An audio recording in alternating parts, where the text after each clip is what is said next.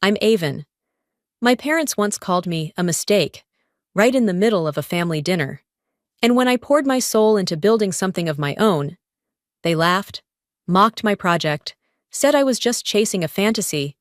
But behind my back, they used my ideas. They stole my work. They erased me, like I was never there to begin with. And just when I thought they couldn't go lower, they locked me out of my job, cut off my team, and framed me for fraud. So what did I do? Well, let's just say they forgot who really funded everything they built. They say you can't choose your family, but I've learned you can outgrow them.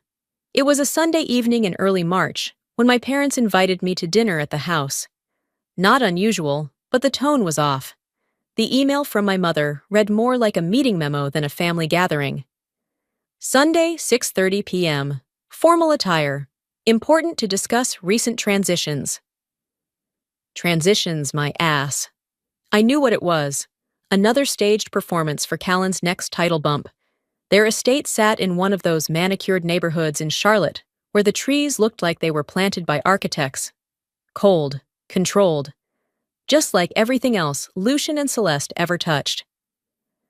I walked into the dining room, heels clicking on imported marble. The same heavy chandelier hung above that ridiculous mahogany table where I'd spent half my life trying to earn praise that never came.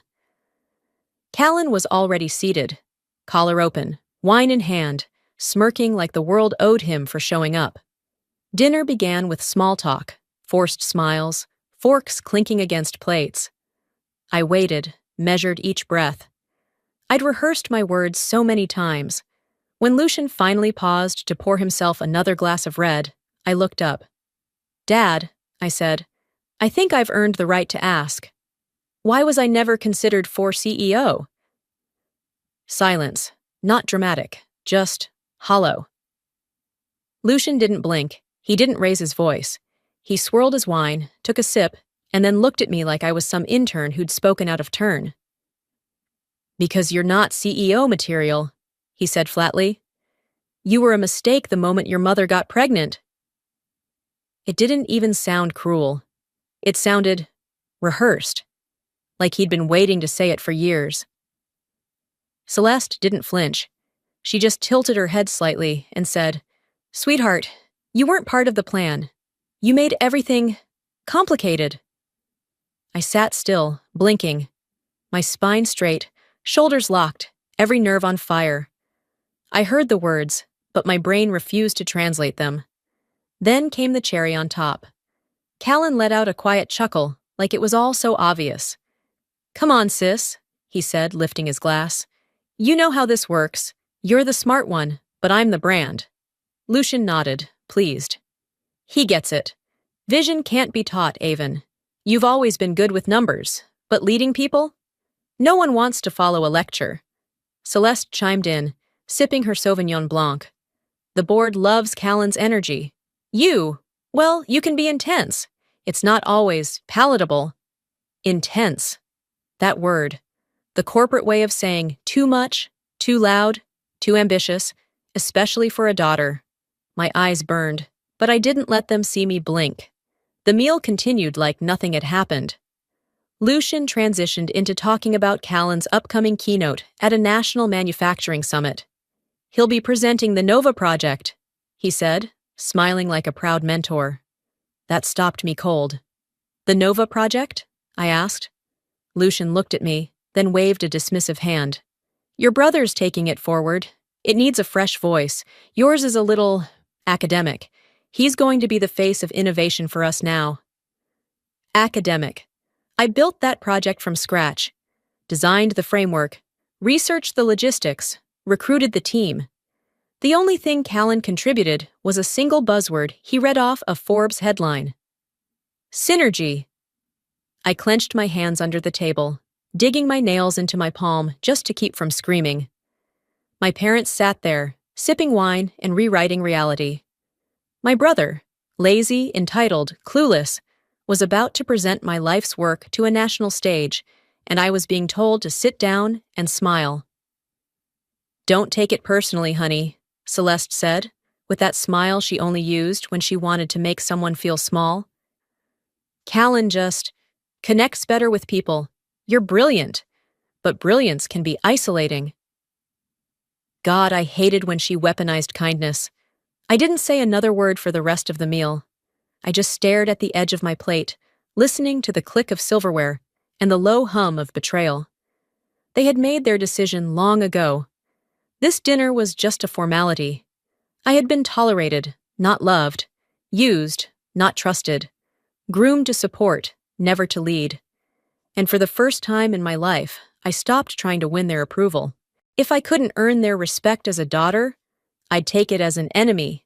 The next morning felt like fog. I got up before sunrise, restless and hollow, the echo of my father's words still bouncing in my chest. You were a mistake. I'd repeated it in my head at least 100 times since dinner, each time landing heavier. It didn't sting anymore. It carved. I wrapped my fingers around my coffee mug like it might hold me together and opened my inbox. 74 unread emails, but my eyes locked on the subject line at the top. From Celeste Murray. Subject: some gentle advice. I didn't need to open it to know what was inside, but I did anyway. Sometimes we women forget that being smart isn't the same as being wise. Wisdom is knowing when to step back. You've worked hard, Avon, but maybe it's time to let your brother lead. That's what your father expects. Love, Mom. There it was, laced with civility, soaked in poison. My mother didn't scream when she wanted to hurt you. She smiled and twisted the knife through etiquette. I didn't reply. I stared at the blinking cursor in the reply box for a full minute, then closed it. I knew what she was doing. Be wise meant stay quiet, and let him lead meant know your place. By 10 a.m., the company-wide video call had started. Lucian's face filled the conference monitors. He looked polished and overconfident, as always, like he was auditioning for a business documentary no one asked for. I'm thrilled to announce that our very own Kalen Murray, he said, gesturing proudly to my brother seated beside him, has been the primary visionary behind our new initiative, Project Nova. His leadership and fresh thinking are exactly what Wallace Manufacturing needs in this new era. My heart didn't race. It slowed, as if even my body was stunned speechless. On screen, Callan was fumbling through slides I had created. My design, my research, my structure. He didn't even bother to rename the file. It still said avondraftfinal.pptx in the window corner. He mispronounced 2 key terms, glossed over the supply chain strategy, called a projected ROI just under 30%, when it was 42.7%, and no one questioned it. I glanced at the scrolling reactions in the chat. Brilliant! Excited to see where Callan takes this. What a bold move. Bold? It was theft, and they applauded like it was genius. I texted my assistant, Sarah. Do I even exist anymore? She didn't reply for a while. When she did, it was just, I'm so sorry. By mid-afternoon, a glossy PDF version of the internal newsletter dropped into everyone's inbox. I opened it without thinking. Headline: Callan Mireille, visionary behind our new future. The article credited him as the architect of Nova. Described his natural instinct for innovation and trailblazing leadership. My name wasn't mentioned, not once. A few minutes later, another email arrived, from Celeste. No message, just the newsletter PDF and a smiley face emoji. I don't know what burned more, her silence or her smugness. Maybe both. I closed my laptop and leaned back in my chair, eyes fixed on the ceiling. The room was quiet except for the hum of the HVAC. I should have felt rage or sadness or something. Instead, all I felt was vanishing. They weren't just ignoring me. They were rewriting the story without me.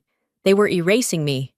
I closed the email, pushed my chair back, and stood slowly, letting the silence settle around me like smoke. This isn't just favoritism, I said under my breath. It's a strategy.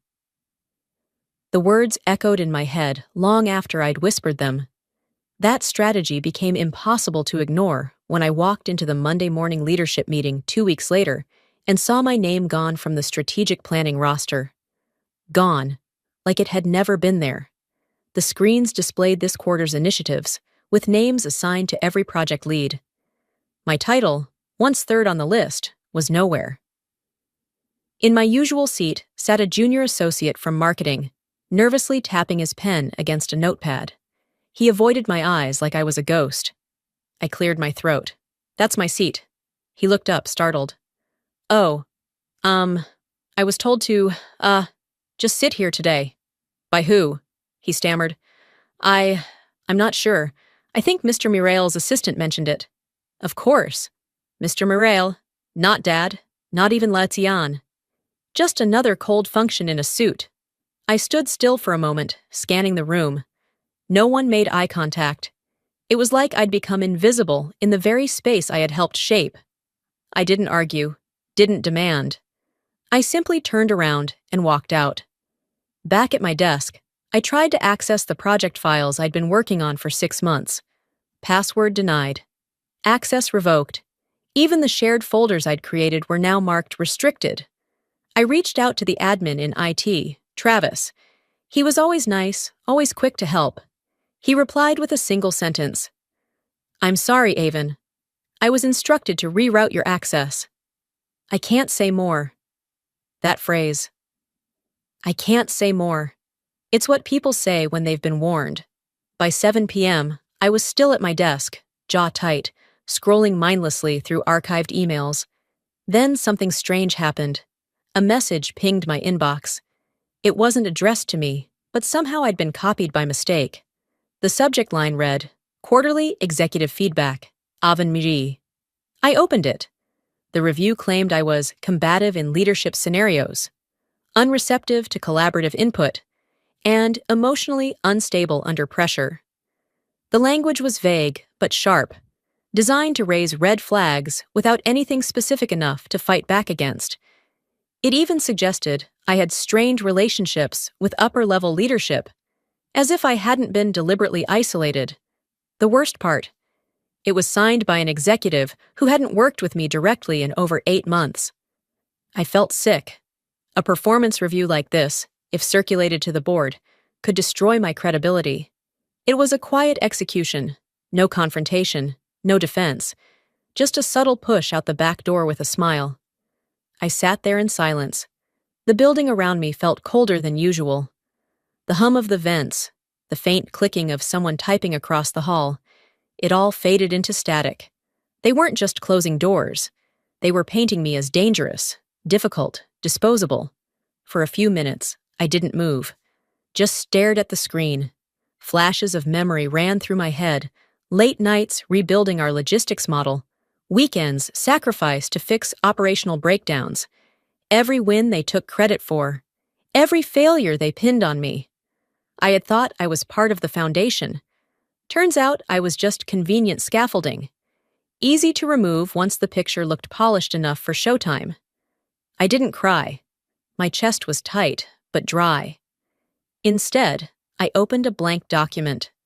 I started listing names, departments, patterns. I wasn't going to walk away confused. I was going to walk away knowing exactly who helped dig the hole they were trying to bury me in.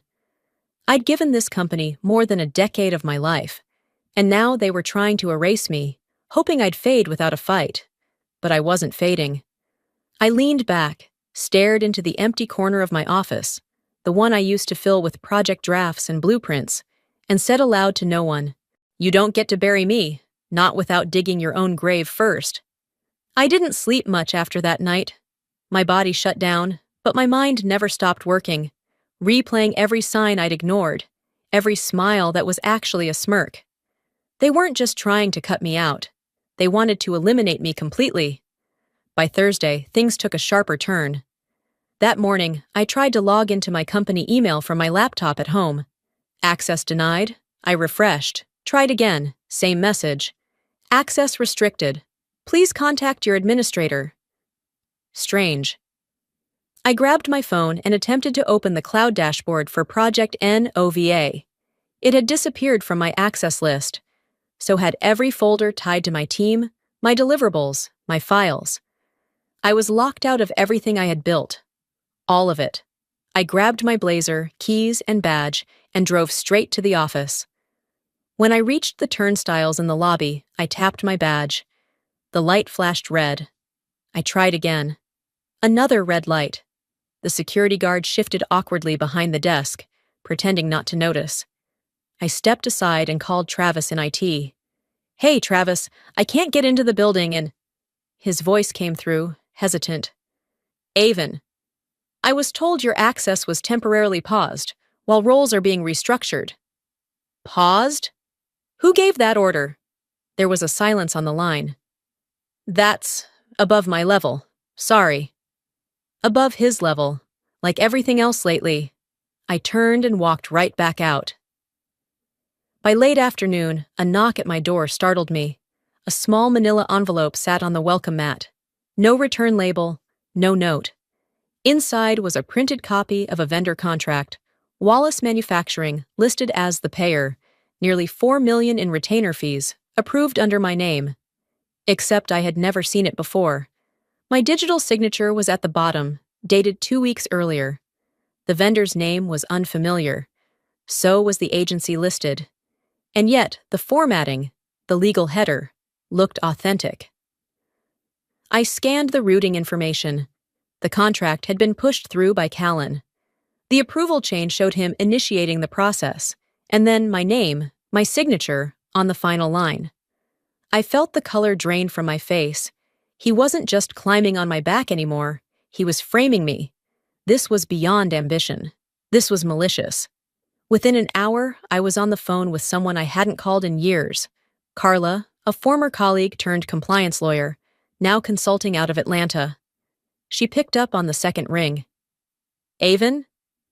I need you to look at a contract," I said, my voice low. "I think someone forged my signature, and they're trying to make it look like I signed off on millions in payments." Her tone shifted instantly. "Email it. Now." I sent the file. 15 minutes later, she called back. "If this hits audit," she said, "it doesn't just look bad, it looks criminal. Whoever did this wants you liable for fraud." I sat still.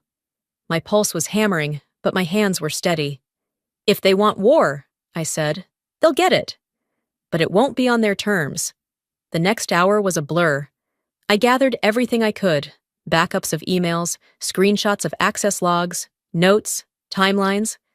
I packed my personal items from my home office into a sleek, hard-shelled case. I turned off my work phone for good. There was nothing left to talk about. The next morning, I walked into the office one last time. No one looked up as I passed. The walls felt narrower, the air sharper. A place I'd once felt ownership over now felt foreign, like I was trespassing in my own life.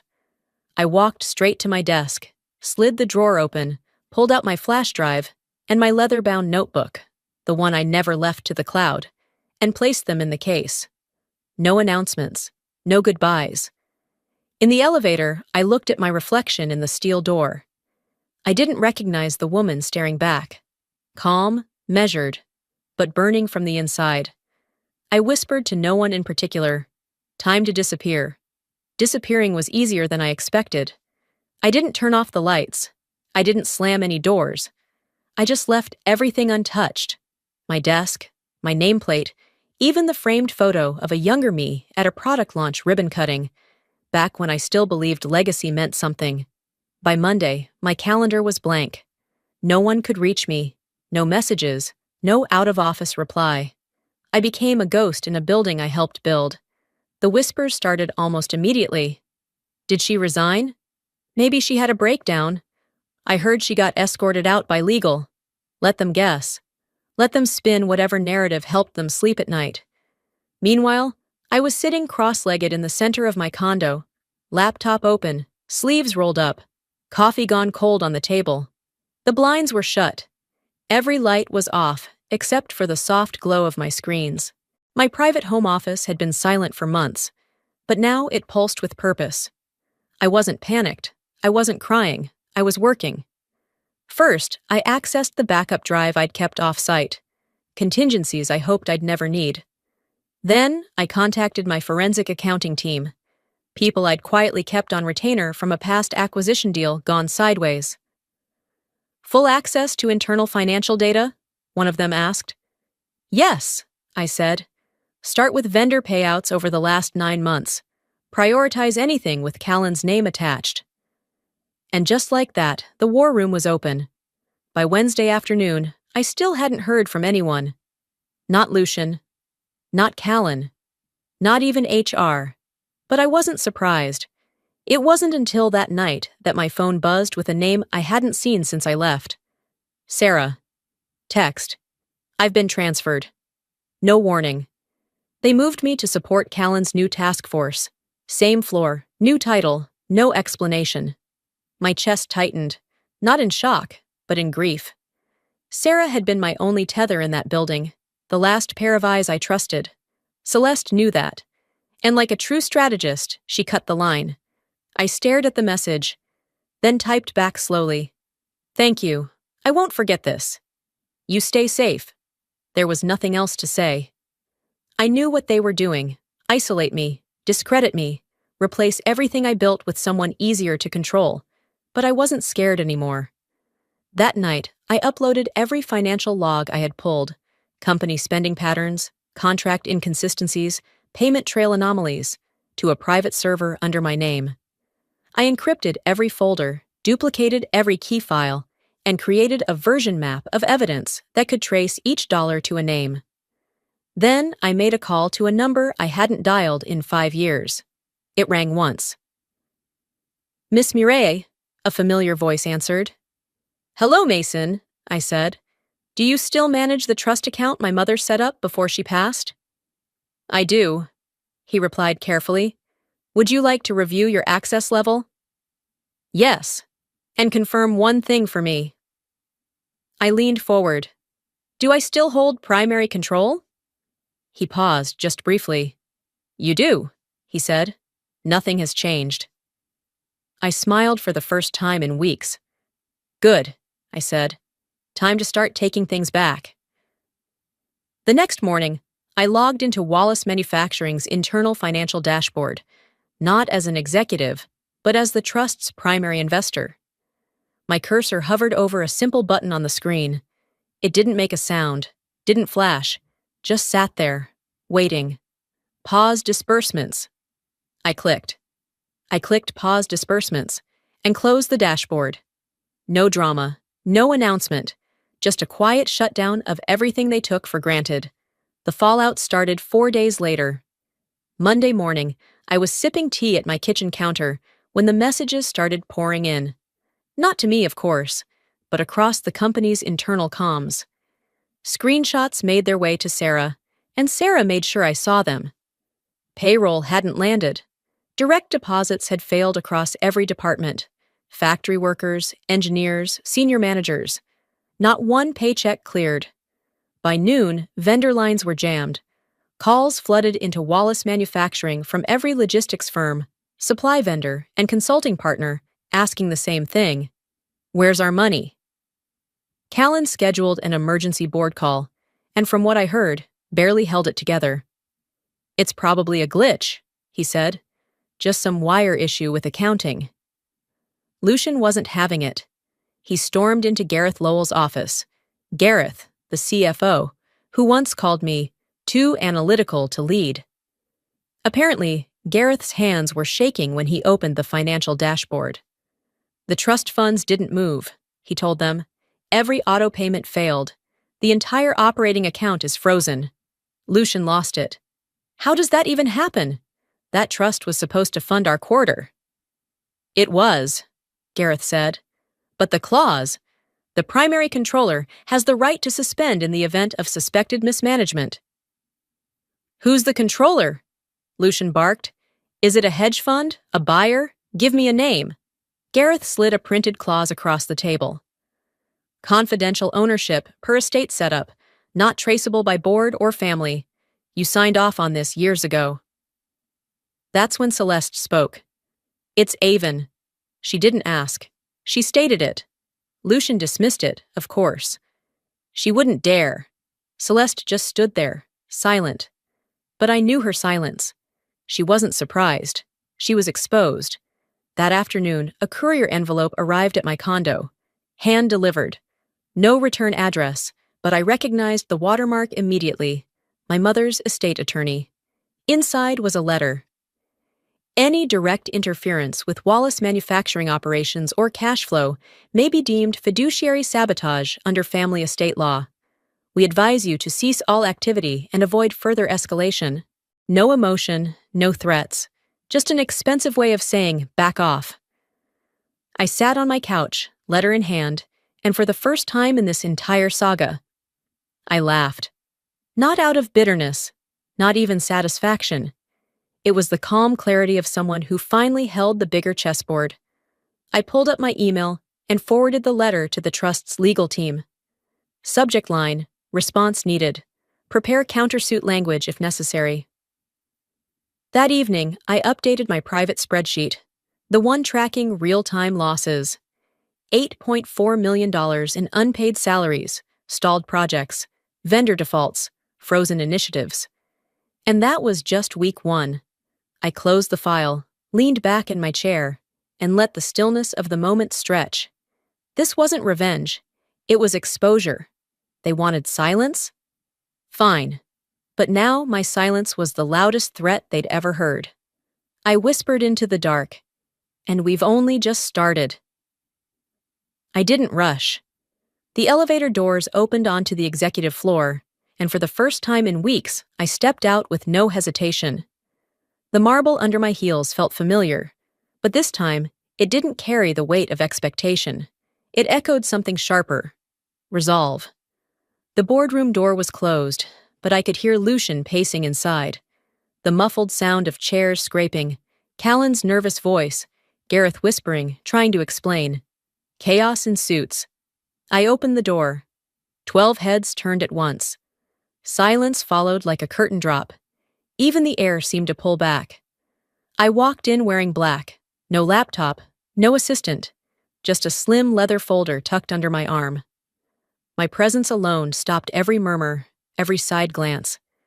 I didn't take my old seat, the one they always placed third from the head, like a reminder that I wasn't quite there.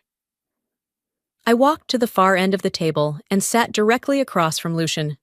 Across from power. His jaw tightened. Callan blinked, visibly shaken.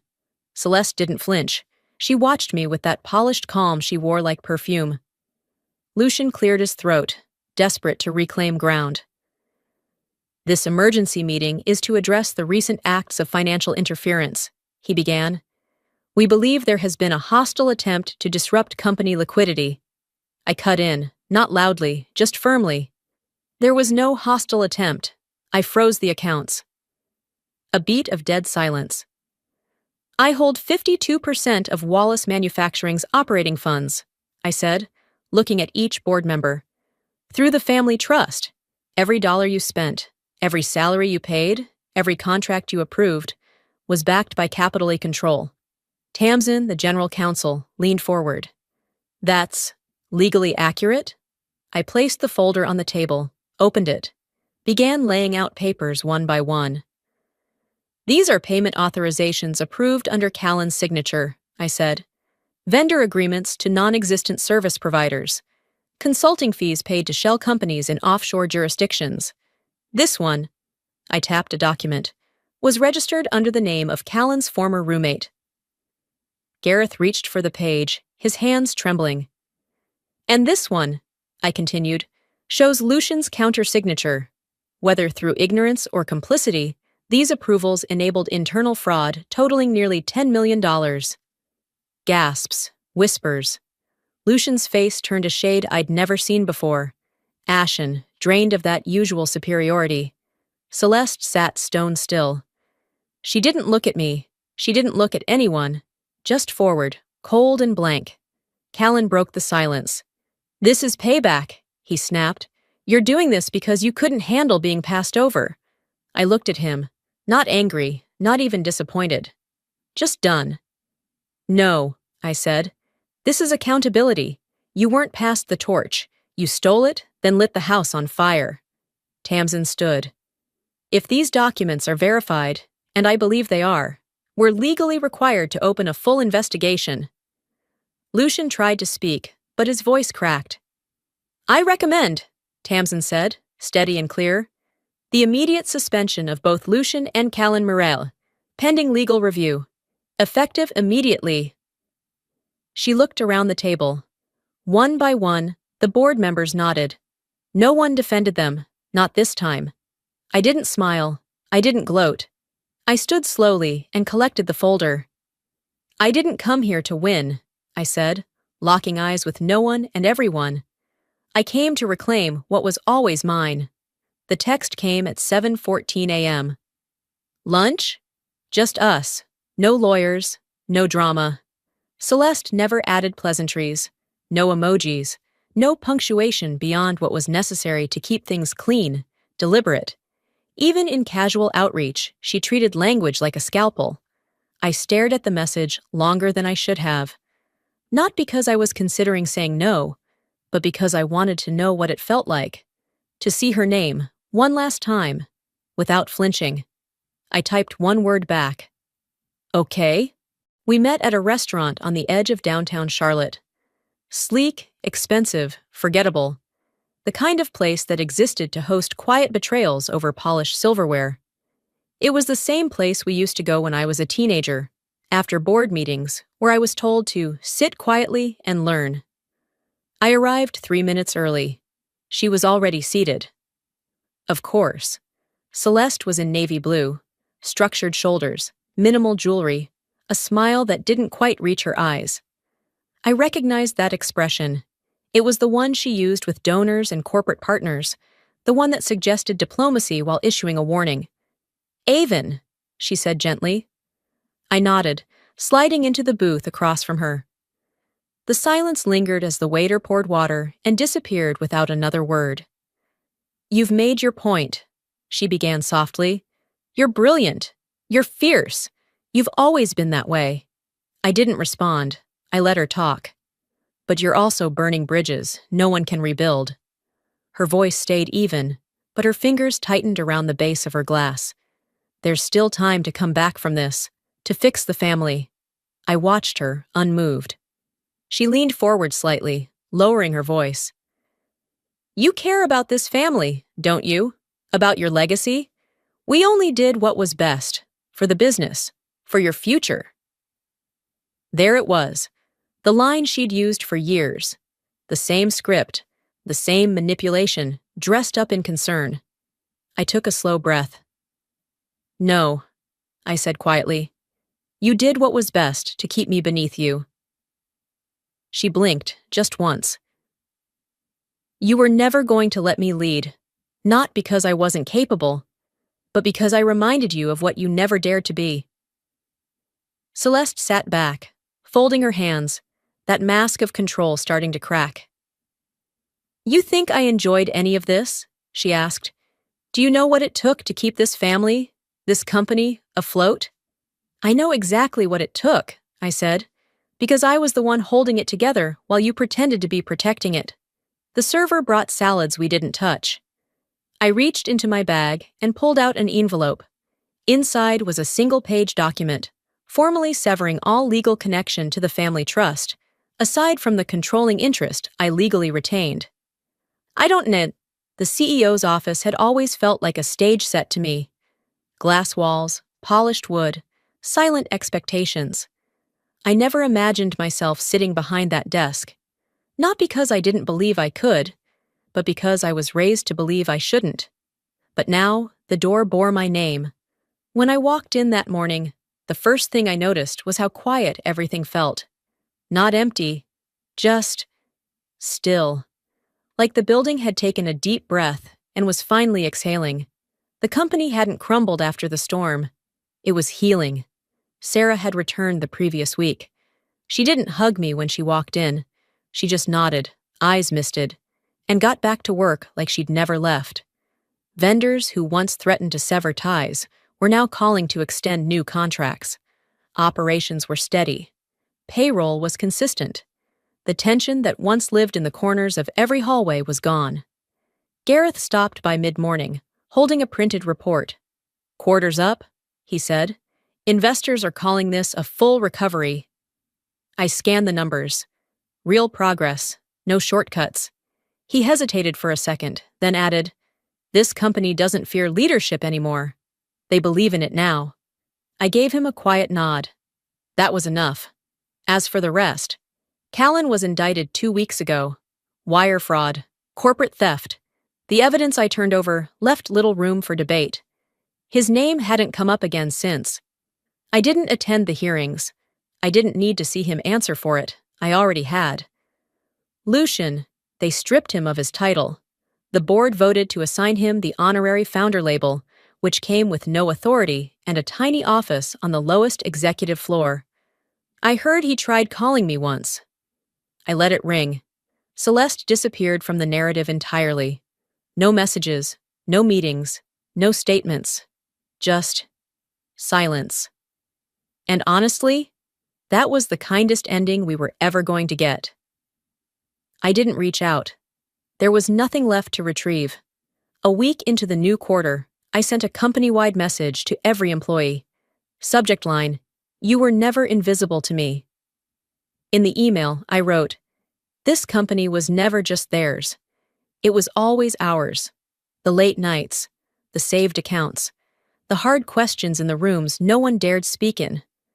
I saw you, and from now on, I'll make sure you're seen." I didn't expect replies, but they came, hundreds.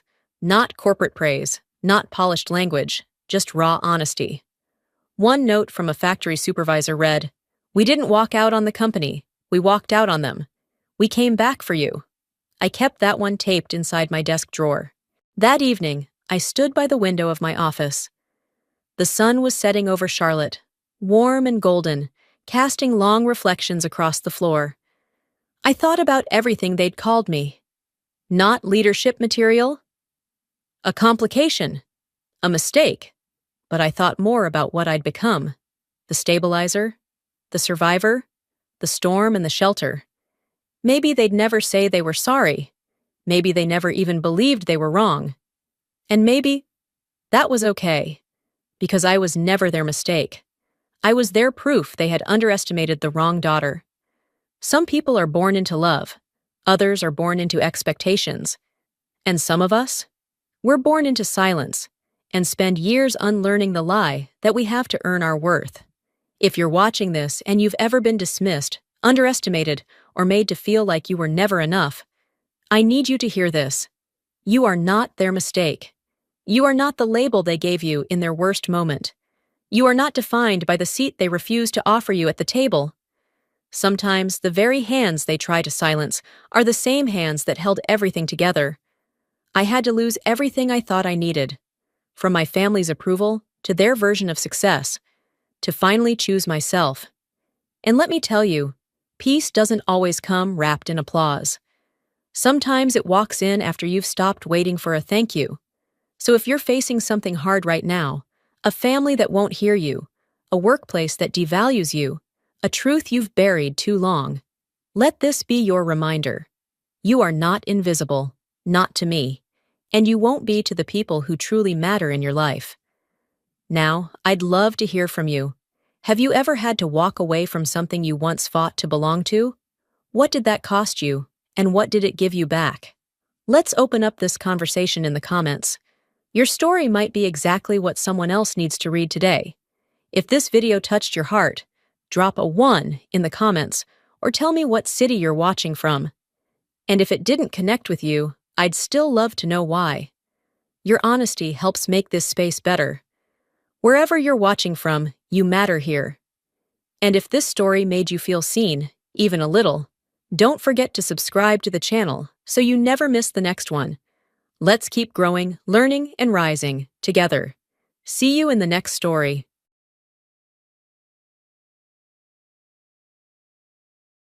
I really don't have any money or treasures. Please, no dangerous tricks. It's foolish to mess up your life for a quick buck, I said. It's okay, I'm not that bad of a person, he replied. Somehow, his naive response left me feeling deflated.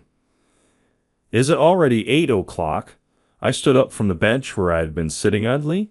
The summer sky was bright, the evenings long. Perhaps nowadays couples are more inclined to limit the number of children they have. This is reflected in the observation that there were more elderly individuals than children in the park.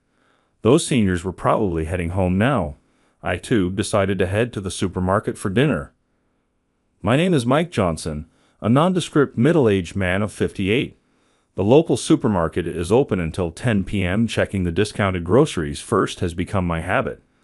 As I walked towards the supermarket through the shopping district, someone called out from behind me, "Excuse me, excuse me."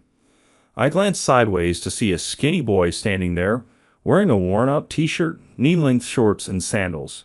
He was taller than me, even though I'm not even 5'7", but extremely skinny. Those yellow sandals looked familiar. I guess he was at the park, wasn't he? I was thinking that his legs resembled those of a chicken. "What's up?" Actually, yes, I don't have any money." These kinds of kids show up from time to time. I've run into them twice at the bus terminal. They want to go home but don't have the money. "Can you just lend me $1?" he asked. Reluctantly, I pulled out a $5 bill from my pocket and handed it over, only to watch him dash off and start begging for money from someone else in a different spot. Thinking it was the same old story, I asked, "You need it for the train fare?" He shook his head slightly. "What? You're hungry this time?" He nodded affirmatively. "A runaway kid. Oh, it's summer break after all. Well, can't be helped. Want to grab some supper?" I liked his idea of filling his stomach rather than just asking for money, so we went to the supermarket together, and I let him pick a meal from the price-down shelves. Without hesitation, he chose a grilled beef meal set.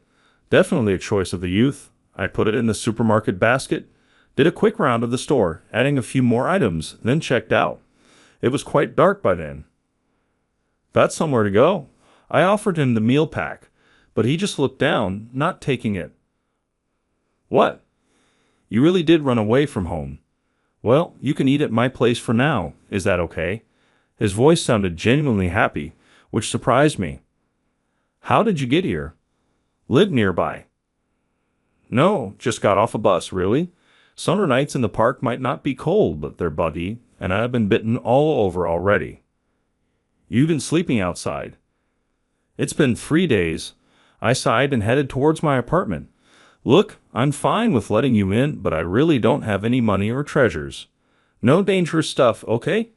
You hear about it all the time. Someone gets caught for stealing a measly $78. It's a shame for the victim whose life is taken over such a trivial amount, and it's foolish to ruin your life over petty cash." "It's okay. I'm not that kind of bad person. I saw you petting a cat in the park earlier and thought you seemed like a good guy." His naive response made me feel somewhat deflated. Well, if he had dyed hair, piercings, or tattoos and looked like a gang member, I probably would have just given him the meal and run, but he seemed not too streetwise, so I decided to feed him at least. He probably ran out without even bringing his wallet or phone, so he likely headed back soon. My apartment was sweltering. I just turned on the AC, so I told him to wait a bit. "No, actually, go take a shower first. You haven't bathed, have you?" When he took off his sandals, his feet were completely covered with dirt. "Make sure to wash your entire body," I said, and the boy obediently followed. I handed him my worn summer pajamas while I tidied up the room a bit. "All right, let's eat." We sat across from each other at a small table in my one-room apartment, with the store-bought meal between us.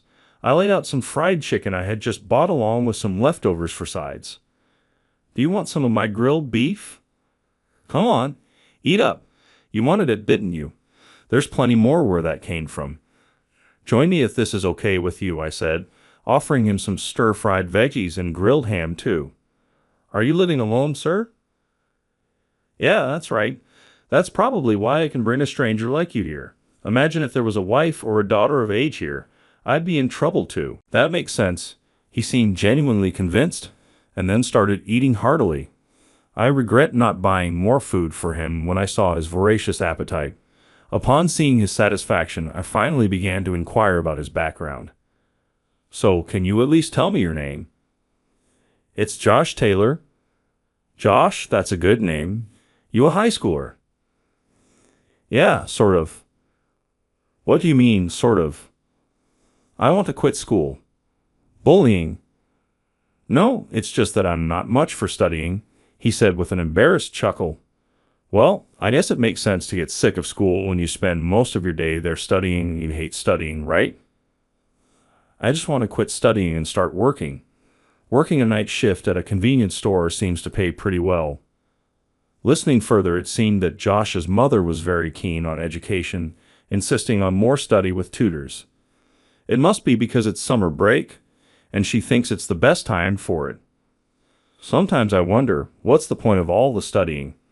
If working gets you money, then that's good enough for me.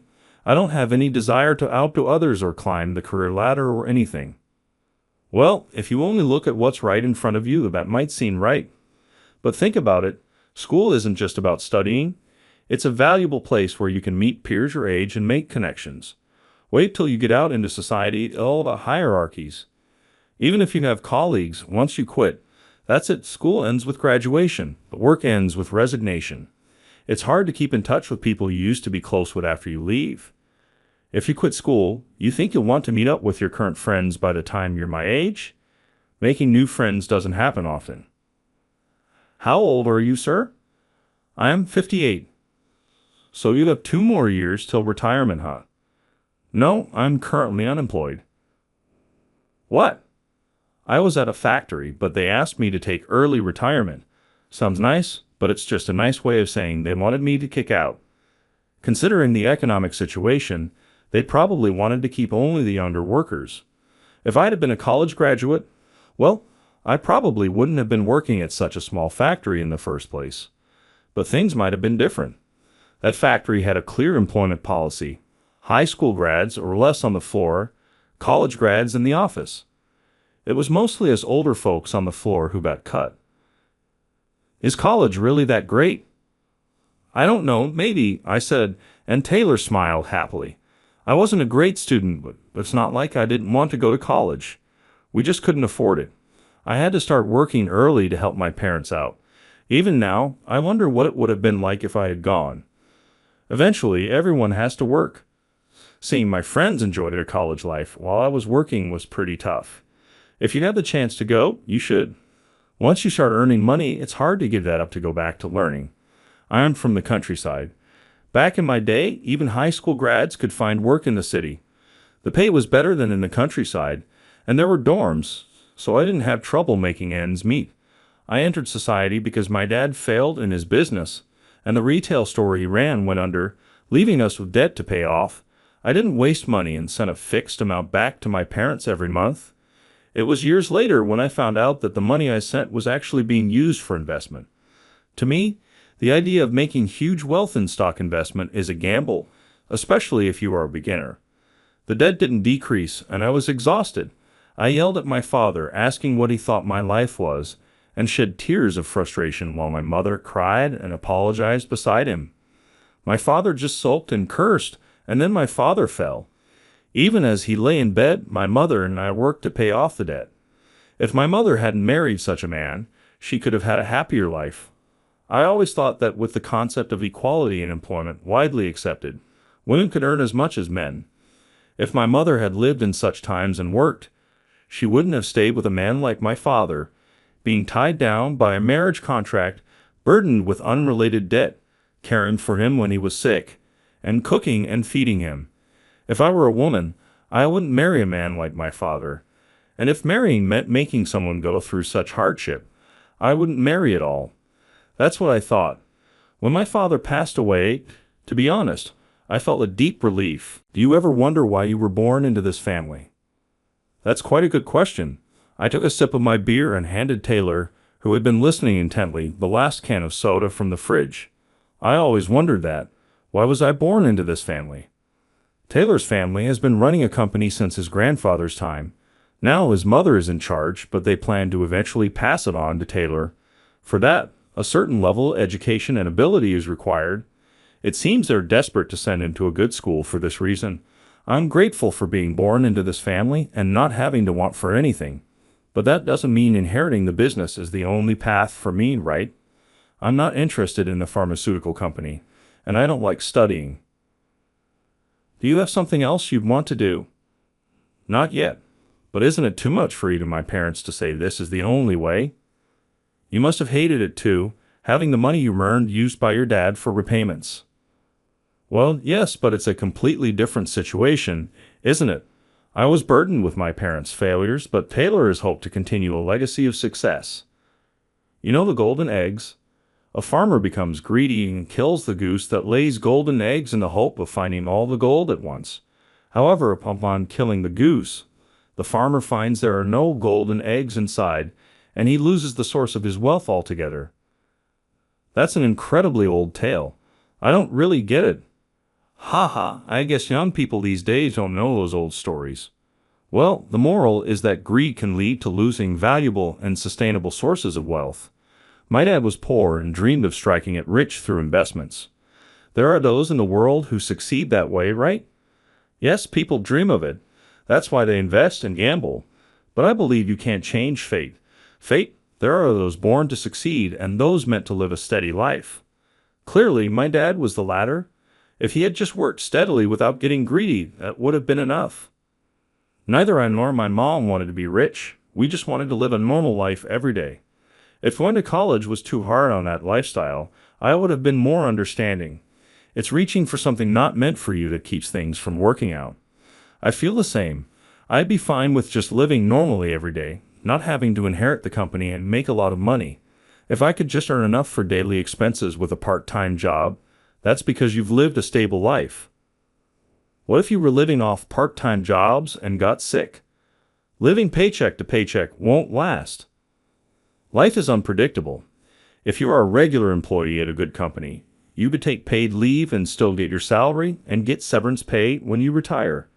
It's not about the money right now. In the end, what people want is stability. Stability. Temporary happiness isn't true happiness.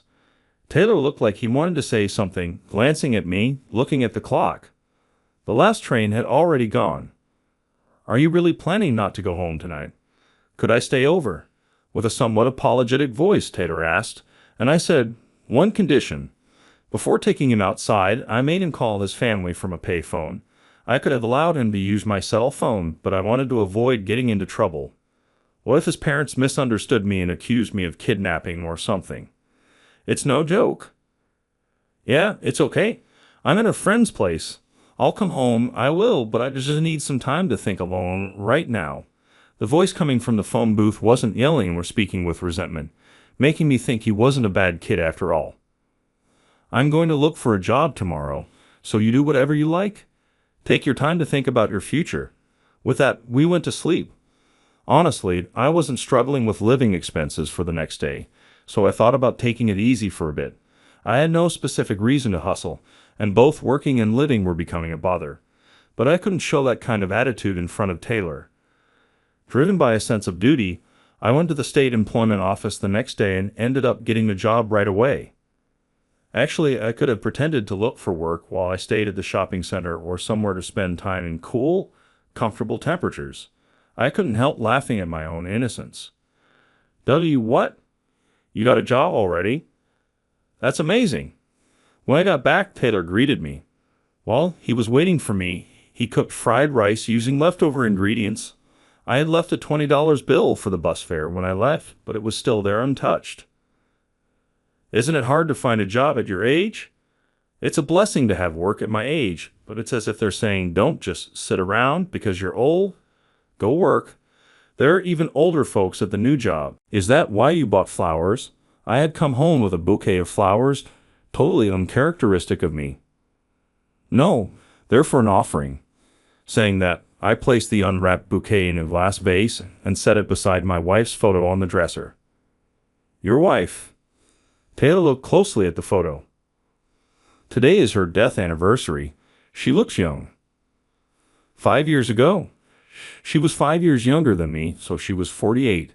Sensing the somber mood, Taylor quickly urged me to sit down and offered me the meal. Despite being a runaway, he seemed sensitive to others' feelings, almost like he was well raised. I noticed he had folded the laundry, the bedding was neatly made, and he had cleaned and organized the place. What kind of job are you going to do? Forklift operator, warehouse organization. You can operate a forklift. It's the only license I have aside from my driver's license. I worked in a warehouse without air conditioning, which was tough, so I quit. But having a certification really does make a difference. I took up an offer for an interview at a warehouse that boasted air conditioning, and just like that, got the job. That's why anything's a waste. Maybe you won't use math formulas in daily life, but that diploma is proof you've learned and mastered things. Even if you don't know what they are for, it's proof of your diligence and honesty. Taylor made a face as if to say, "Is that so?" But listening to my parents, it sounds like inheriting the company means I won't have to struggle or worry about money. Don't you wish for that? It feels like there's no dream in that. That's something you can say because you've never struggled for money. Do you know what's good about having money? Buying nice things, eating good food, that's part of it. But it's also about being able to do a lot for others. If I were penniless, I wouldn't be buying supper for a kid I don't know. And if I had more money, maybe I'd have taken you out for steak. There are plenty of people with money who wouldn't do that. Exactly, so it's not just about having money, but life is tough without it, even if you live righteously. I know that all too well because I've been there.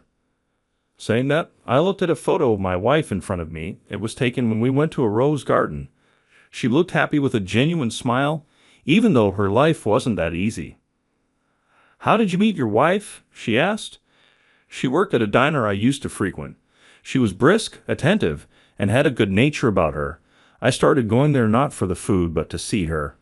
With a meal prepared by someone else and a beer in hand, I found myself talking more than usual, perhaps because of my wife's monthly anniversary. She was raised in an orphanage, never knowing her parents. She grew up there until high school, then ventured out into society alone. Just like me, she is like me. I want to live a peaceful and worry-free life, that's all. To fulfill that modest wish, we worked hard, moved out of the dorm, rented an apartment, and she changed jobs to escape a harsh and sneaky environment. But my wife was young. She tried spending money on cosmetics and beauty treatments that, looking back, seemed to have no effect. Furthermore, she lent money to friends, but the money never returned. She even bought a crystal ball, believing it would bring good fortune. I remember the scene when she laughed about the result of never-ending desires. By the time we met, my wife was already 40, and we both felt deeply that neither a windfall nor a dramatic turnaround was in our future. Only a steady life could promise stability. Attracted by her grounded and solid nature, I proposed but didn't get the answer I hoped for. "Not because there's someone else, but because I don't think I'm worthy," she said. I didn't care that she was raised in an orphanage. In fact, the absence of a parent like mine, who could potentially mess up a child's life, seemed like no obstacle at all. We both hesitated because of our age. I wondered if she had children who opposed our marriage, but I'd avoided pushing the topic, fearing it would only distance us further. I thought persisting in getting married would only cause damage to our relationship. Thus, I told her that I wouldn't mind marriage. I just wanted to continue our relationship. So we maintained a relationship resembling that of longtime friends, enjoying talking over a cup of coffee together. Being in my mid-40s, I no longer harbored a strong desire for marriage or having children, so I was content with how things were. My love was for her, not for the things that might come with it. I thought that even though I was 5 years older than her, I had no assets to leave her if tomorrow never came. If I insisted on getting married and she left me, then it would be better to cherish our time together as it is. Out of the blue, she got sick. She had been suffering from kidney disease before we met. At that time, her condition was already advanced, and she would be subject to dialysis within 2 to 3 years. But she didn't hope to extend her life. She chose to live without regular hospital visits, relying on a diet she managed on her own. The topic of marriage blocked her from revealing her illness. She told me she was troubled by this thought. Why didn't she tell me? I questioned myself. What had I never noticed? As soon as I learned, a letter to dialysis thrice weekly, 4 hours per treatment, her doctor mentioned kidney transplantation as an option. But she had no family, that's why she had given up on that option. Then I told her doctor that I was willing to be a donor. However, there were some issues. As a result of years of an unhealthy lifestyle, including alcohol intake, smoking, a fast food-based diet, and lack of exercise. My weight was far beyond the age. I hadn't been going for regular checkups and hadn't paid attention to my health, but my blood pressure and blood sugar levels far exceeded the criteria for being a living kidney donor. I was told that being a donor entails losing one kidney and requires being healthy enough to predict a low probability of developing end-stage renal failure after donation. From there, I started exercising diligently, changed my diet, and worked on getting in shape. The doctor told me to lose 22 pounds. Rapid weight loss could harm the body and prove counterproductive, but I couldn't suppress my urgency. It took me 6 months to achieve the weight loss and undergo the transplant, possibly the most purposeful I'd ever felt in my life. It gave me a greater sense of accomplishment than even when I had finished paying my parents' debt. Just as I thought we should cherish each other and live on, my wife caught the flu and passed away unexpectedly. We had been warned to be careful about infections, but I never imagined she would get the flu in the middle of summer. I'm sorry. Maybe we're just fated to have complicated lives. That's what I thought then. I lost the will to live, but I have to live a long life. If I'm gone, there will be no one to memorialize my wife. That's my purpose in life now. I learned a lot in this short life despite all the trouble caused when my dad got sick. I couldn't understand why my mom nursed and took care of him, but I realized it's because of love. Even with my good-for-nothing dad, my mom must have seen something in him. When I thought I wouldn't mind giving up a kidney, I understood that.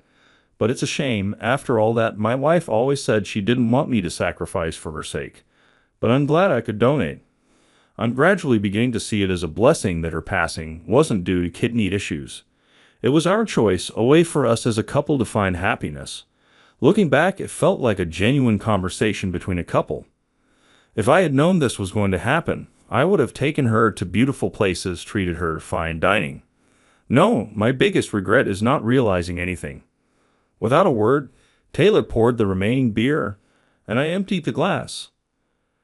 Shall we sleep? Yes. The room was filled with the scent of lilies. Taylor seemed sympathetic to my somber story, showing no signs of leaving even after 3 days. You should live your own life instead of fussing over me, sir. You just started your job. It must be tough. I can cook and wait for you. That makes it easier, right? He said. Yesterday, we went to the supermarket together, and he said he could make curry, so we bought the ingredients. He even added chocolate as a secret ingredient. Maybe he used to cook with his parents. Their relationship must not be that bad. When I came home from work, the room was full of the aroma of curry. In front of my wife's photo were candles and the curry he cooked. Probably his family used to make offerings at the altar every morning. What a respectable family he comes from. I was impressed. While eating, I was asked about how things were going at work, so I shared some of my workplace experiences, like operating the lift. The news about a fireworks festival was playing on the TV. Taylor, you're young. Instead of hanging out with an old guy like me, you should go see the fireworks with someone your age. And you, did you ever take her on fancy dates? That's why you date when you're young. You might think growing older makes you an adult, but without experience, you just age physically while remaining ignorant. Experience both studying and dating while you're young. Get into college, meet lots of nice girls, make friends you get along with. Once you enter society, all men become rivals or colleagues. And girls these days, they earn their own money, so they won't bother with half-hearted guys. What will you do if you end up living alone like me? You have the privileged title of heir. What's left is to build various connections and gain the experience to discern good people. The next day, Taylor invited me to see the fireworks at the riverbank. We had our meal at a stall and had an odd date between a middle-aged man and a runaway boy. Fireworks are strange, aren't they? They're so bright and beautiful while they last, but why do they leave you feeling so empty afterward? Taylor said after buying ice cream and beer at the convenience store. Fireworks are said to have a meaning of memorial service. I replied. When I got out of the shower, my beer and ice cream were placed next to me.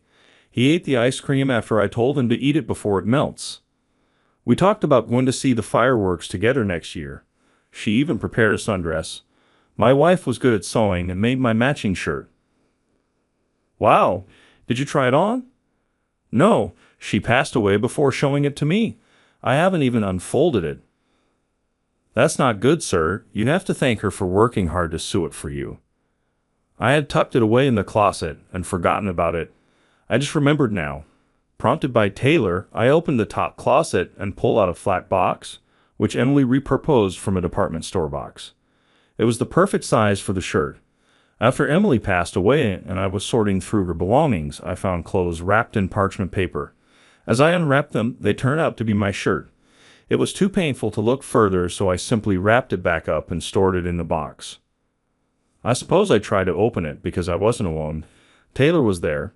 When I opened the box, I found a package just as it was then. As I unwrapped them, Taylor stood up and spread out the shirt. A letter fell out softly. "What's this? You haven't read this?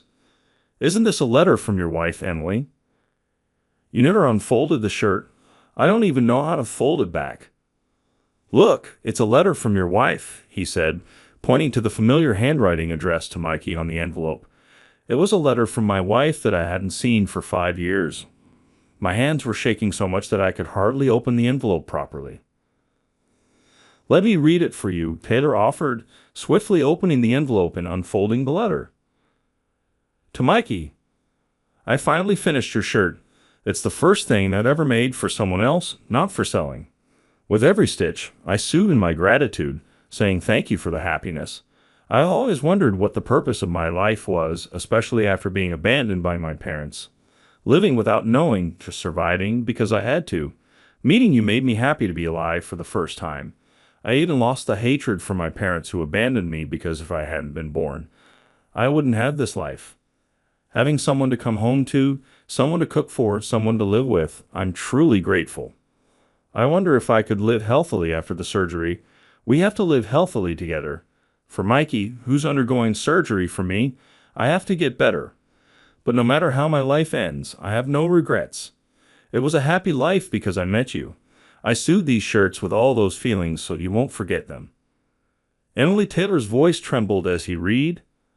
I cried out loud.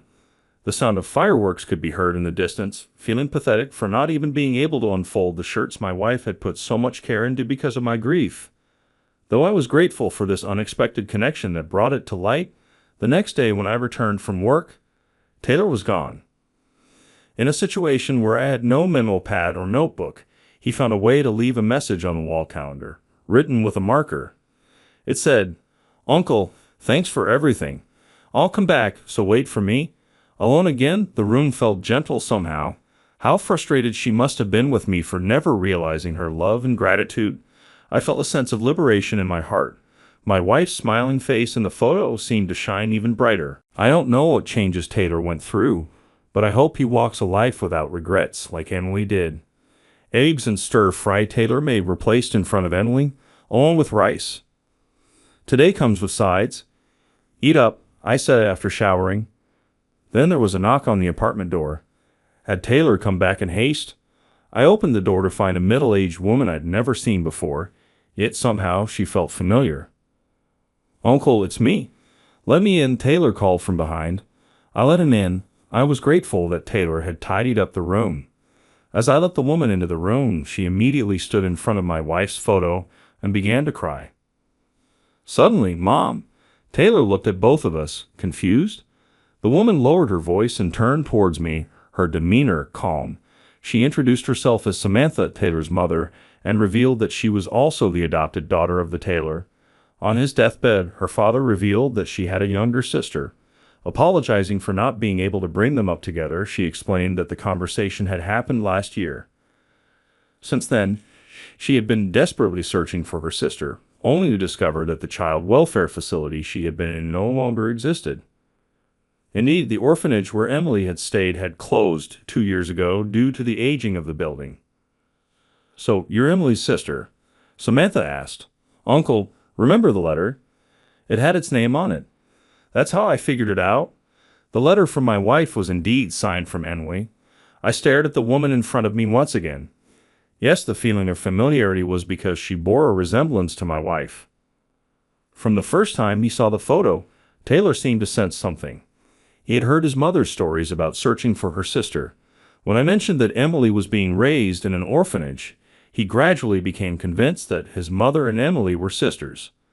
Samantha showed me a photo of the two sisters taken at the orphanage, Emily at 1 year old and Samantha at 2. When the adopted parents took them in, it was suggested that they be adopted as sisters, but that was considered difficult. The fact that Samantha was in good health compared to her sickly sister, who was my wife, Emily, and that they shared the same blood type as their adoptive parents sealed their fate. Holding my wife's dress and letter, Samantha cried for a long time. The adopted parents had lost a son but didn't want another boy because they were afraid they might compare the latest one to the adopted one, so they preferred a girl. Samantha was raised to be the heir. She felt the same pressure as Taylor does now, as well as a way of protesting. She ignored potential suitors whom her parents picked for her. Consequently, she fell in love with a man whom she could not marry and had Taylor out of wedlock. Initially, her parents weren't happy with her decision to become a single mom, but once they met Taylor, they loved him so much. Perhaps Taylor mended the pain of losing their son. A few years ago, her adopted mother began showing symptoms of dementia and was transferred to a nursing home. Then last year, her adoptive father told the truth on his deathbed. Feeling obligated to repay her parents' kindness, she was determined to raise her son to be a decent man. However, she struggled and was concerned about imposing the same pressures she felt on Taylor. Frequent clashes between mother and son led to Taylor's recent departure. Now, I work at Samantha's company warehouse, driving for Cliffs. I was offered an office job, but I chose this because I had the license. It's a bright warehouse with air conditioning, a great environment. Samantha insisted that she wanted to fulfill what her sister Emily could not do and even provided me with an apartment, which made me feel overwhelmed to accept. However, I could not say anything because Samantha mentioned that her sister Emily also stayed there. My wife, who used to be on the apartment's dresser, is now smiling inside a splendid altar. Perhaps all these encounters were thanks to my wife on the anniversary of her passing. Samantha and Taylor came with baskets of flowers and fruit. The three of us gathered around the dining table, sharing memories. Taylor seems to have turned a new leaf, dedicating himself to his studies. Uncle, when I take over this company in the future, I'll invest more in welfare projects to help people, he said. If you got a lot, you can give a lot. I'm fortunate, so I want to use that to help others. He seems to have grown taller this summer, becoming more dependable. Having someone to watch over has added joy to my life, and I'm grateful to live each day with this feeling.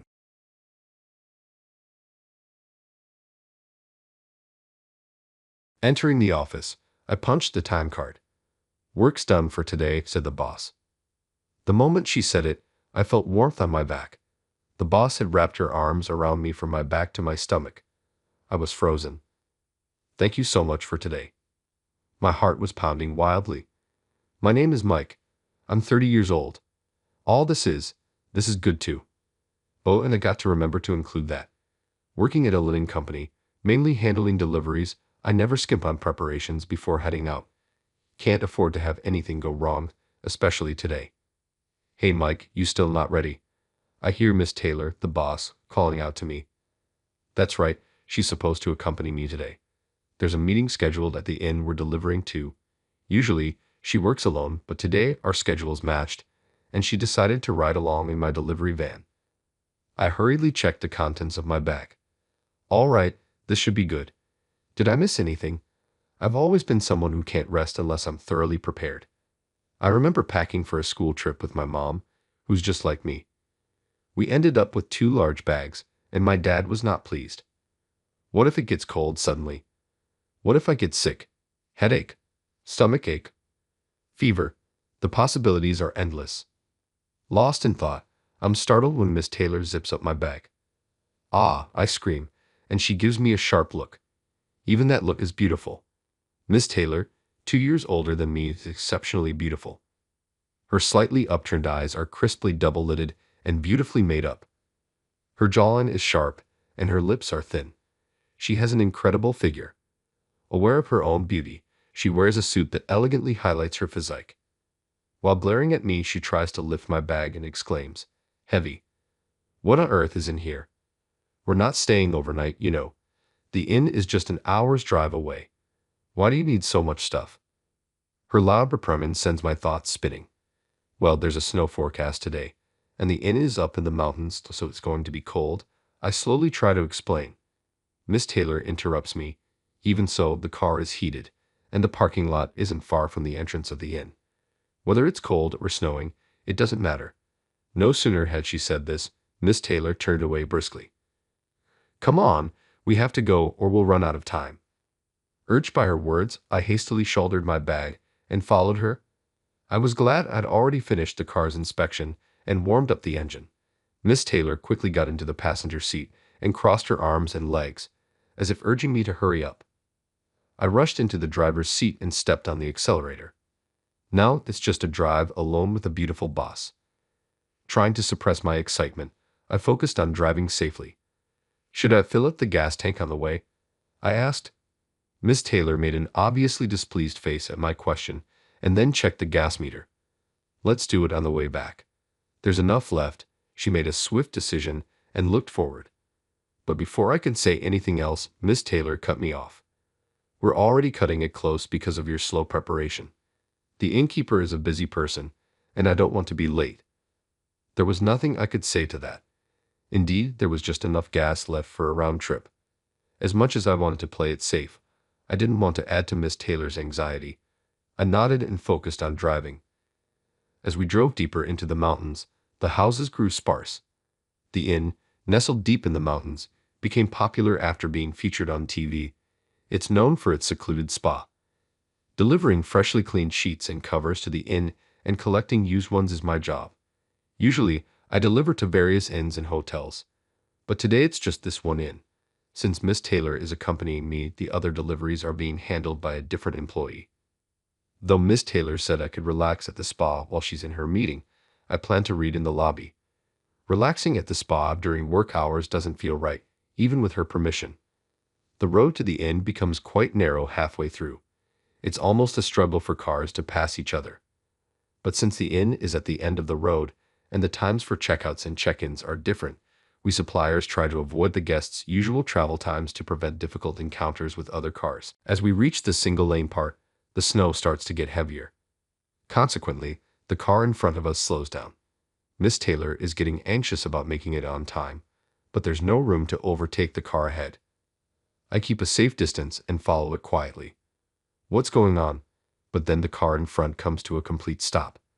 It's inevitable. There's a line of cars ahead. Traffic jam here of all places. That's the last thing we expected. We were stuck. Likely the car at the front couldn't move, causing a jam with the cars behind. I contacted the inn to inform them. They weren't aware of the situation and promised to investigate immediately. They understood our delay due to the circumstances and kindly accepted it. I reported back to Miss Taylor with a smile, but she kept her brows furrowed, staring ahead. What a day for this to happen. Today's meeting is crucial for future contracts, including sales pitches for new products Miss Taylor has been keen to launch. It's an important product she's been nurturing, and she passionately wants this long-time client to be the first to use it. I rummaged through my bag and pulled out a thermos. I poured its contents into a paper cup I always keep handy and offered it to Miss Taylor. Let's stay calm. The innkeeper is concerned about us. It's okay, this is herbal tea. Please have some. As I handed her the cup, Miss Taylor's eyes widened in surprise. You have something like this in your bag? I nodded. When I'm driving alone, I sometimes get edgy. Herbal tea calms me down more than coffee, I said with a smile. Miss Taylor laughed. With your build, isn't that a bit too much of a feminine touch? I just scratched my head. Playing rugby since I was young, I'm quite well built, especially with broad shoulders, which can make narrow cars feel cramped for others. Thankfully, today's car is spacious, allowing Miss Taylor to relax and savor the tea. It's good. It seemed to ease her mind a bit. I had hoped we would start moving soon, but there was no progress. This could be quite a serious situation. 30 minutes after stopping, I began to realize the severity of our situation. The snow kept falling heavily. Now I was concerned about the gap and the risk of carbon monoxide poisoning from keeping the engine running. In hindsight, we should have filled up earlier. Miss Taylor seemed to share this thought. Maybe we should turn off the engine for a bit. I wondered how long the gas will last. We should have filled up earlier. Sorry. Seeing her anxious face, I replied with a smile. It's all right. While saying this, I pulled an aluminum sheet, a blanket from my bag, and some hand warmers, surprising Miss Taylor again. For now, please use these, Miss Taylor. I'm going to shovel snow away from the car's exhaust pipe. With that, I stepped out of the car. The cold air bit at my skin. The lack of wind was a relief, but it also meant the snow piled up faster. I began shoveling around the exhaust pipe with a shovel I had loaded in advance. A man from the car behind asked to borrow it. Thinking it would keep me warmer to stay active, I lightly cleared snow around the nearby cars as well. Returning to our car, Miss Taylor looked surprised again. You had a shovel too. Who are you really? I chuckled wryly. Well, I'm just naturally cautious and like to be prepared. Something similar happened to me before. A few years back, I was stuck in a similar situation while out with a friend in their car. My optimistic friend had no emergency supplies, so we relied on my emergency food and blankets. It was quite harsh. Since then, I always keep various items in my car, especially during winter, in case we get stuck in the snow. Miss Taylor sighed. Sorry, Mike. You had your reasons for all the preparation, and here I was rushing you and mocking it. Her voice was muffled as she buried her face in the blanket. No, it's just a coincidence. It's best when nothing happens, but I know I overprepare for just-in-case situations. Sometimes I feel like I'm wasting time. I wanted to lighten her mood, so I rummaged through my bag. This time, my wasted time preparation is helping you, and honestly, that makes me happy, I said as I offered her some chocolate. Miss Taylor looked up, silently taking the chocolate and bringing it to her mouth. She broke a piece off the bar with her thin lips. Miss Taylor sighed again. I'm useless, aren't I? Coming here in light clothing, thinking it wouldn't be cold, and now taking your blanket. In situations like this, I can't do anything. What's wrong with me? I was taken aback. What are you saying? You're young but have successfully taken over the company, and you're great at sales and very efficient. As I continued, Miss Taylor gave a sad smile. You're kind, but see, in times like these, what's the use of being good at work? At work, I'm always tense, not very endearing. Here I am just drinking your herbal tea, wrapped in your blanket, eating chocolate, while you offered me all these things and even shoveled snow from other cars. I feel the difference in our human capabilities. I feel so useless. The time felt endless, and I worried about this unusual dejection from Miss Taylor, so different from her usual self. Then I decided to share a memory I had been hesitant to talk about. Miss Taylor, you're not useless at all. She gave a wry smile. You don't have to cheer me up. But I looked straight at her. I was once helped by you. Her eyes widened in surprise. It was about 5 years ago. I think I was at a stadium to watch a soccer match. The joy of being at the stadium was the food.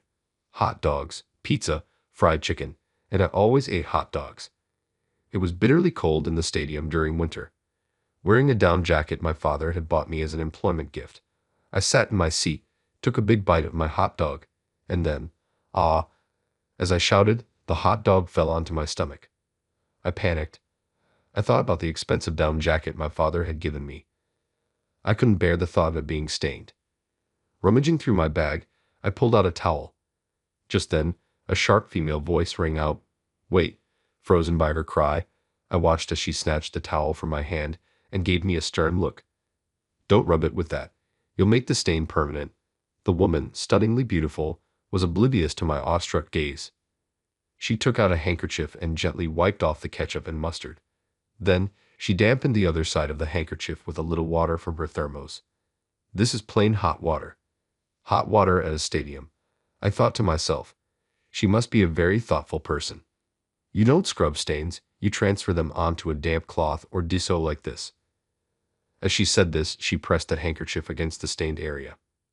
Oh, but now your handkerchief will get dirty, I panicked. But the woman just chuckled. That's what I hoped you'd realize when I wiped off the ketchup and mustard. Her point made me hang my head. Seeing this, she smiled. This handkerchief is just an ordinary one you can find anywhere, but your down jacket is expensive, right? Excuse me for a moment. Saying so, she turned my jacket inside out to check the tag. I thought so. Make sure you take it to the cleaners when you get home. It's a special jacket to you, isn't it? Her smile made my heart flutter. We didn't talk much after that. The game ended in a 0-0 draw, so there weren't many exciting moments, and I spent the break sneaking glances at her, too captivated to focus on the game. Finishing my story, I said, "So you see, Miss Taylor, you're not useless. I think you help people without even realizing it, like you naturally spoke to a guy sitting next to you and left a lasting impression." Miss Taylor seemed a bit embarrassed but joked, "True, something like that did happen, but I remember you were bigger," spilling into my seat. I was at a loss for words. Back then, I was in an office job that didn't suit me, snacking during work and gobbling down fried foods afterward, using food to cope with stress. I was at my heaviest, and with my rugby player build, I was quite large. "Sorry for invading your space, Miss Taylor." I apologized belatedly, and she burst into laughter. "But you remembered all this time. Did you recognize me at the job interview?" I simply nodded in response, admitting I remembered her from staring at a beautiful, efficient woman dealing with a stain. It felt too embarrassing to say out loud. I was truly shocked during the interview. The face I'd embarrassingly remembered for 5 years suddenly appeared in front of me. Already not great with words, my nervousness made the interview a disaster. I was sure I'd be rejected, so being hired surprised me even more. Curiosity got the better of me, and I decided to ask, "Why'd you hire me? I was so nervous in front of you. I thought I did terribly." Miss Taylor smiled at my question. "You look strong." My face turned as red as a boiled lobster. "This job can be quite tough, you know. Even people who are confident in their physical strength find it hard and quit, but you seemed like you could handle it." I wished she hadn't phrased it like some sort of faux compliment. My misunderstanding had my cheeks burning. I looked at the clock. It had been an hour since we were stuck. Miss Taylor's words, "You look strong," gave me courage. "I'll go check out the front." As I said this, Miss Taylor hastily grabbed my down jacket.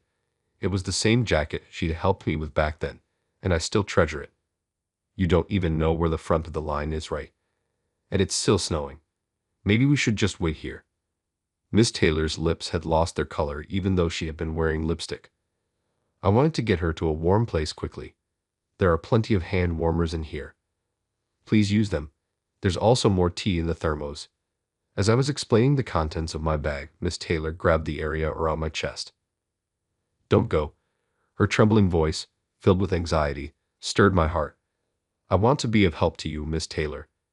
If it seems impossible, I'll come right back." Saying this, I took the shovel and stepped outside. From where the road becomes a single lane to the end, it's a little over 4 miles. We were stranded about 1.2 miles in, so the front of the line should be no more than 3 miles away. Since the inn wasn't aware of the situation, the jam must have started just a bit ahead of us. Bridging through the accumulating snow, I made my way up the mountain path. I was confident in my strength and my legs.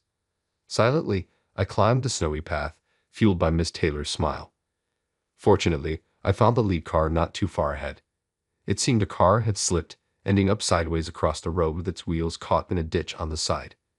Inside were people with exhausted faces. They explained that the shoulder of the road was obscured by snow, and when they slipped, they ended up stuck in the ditch.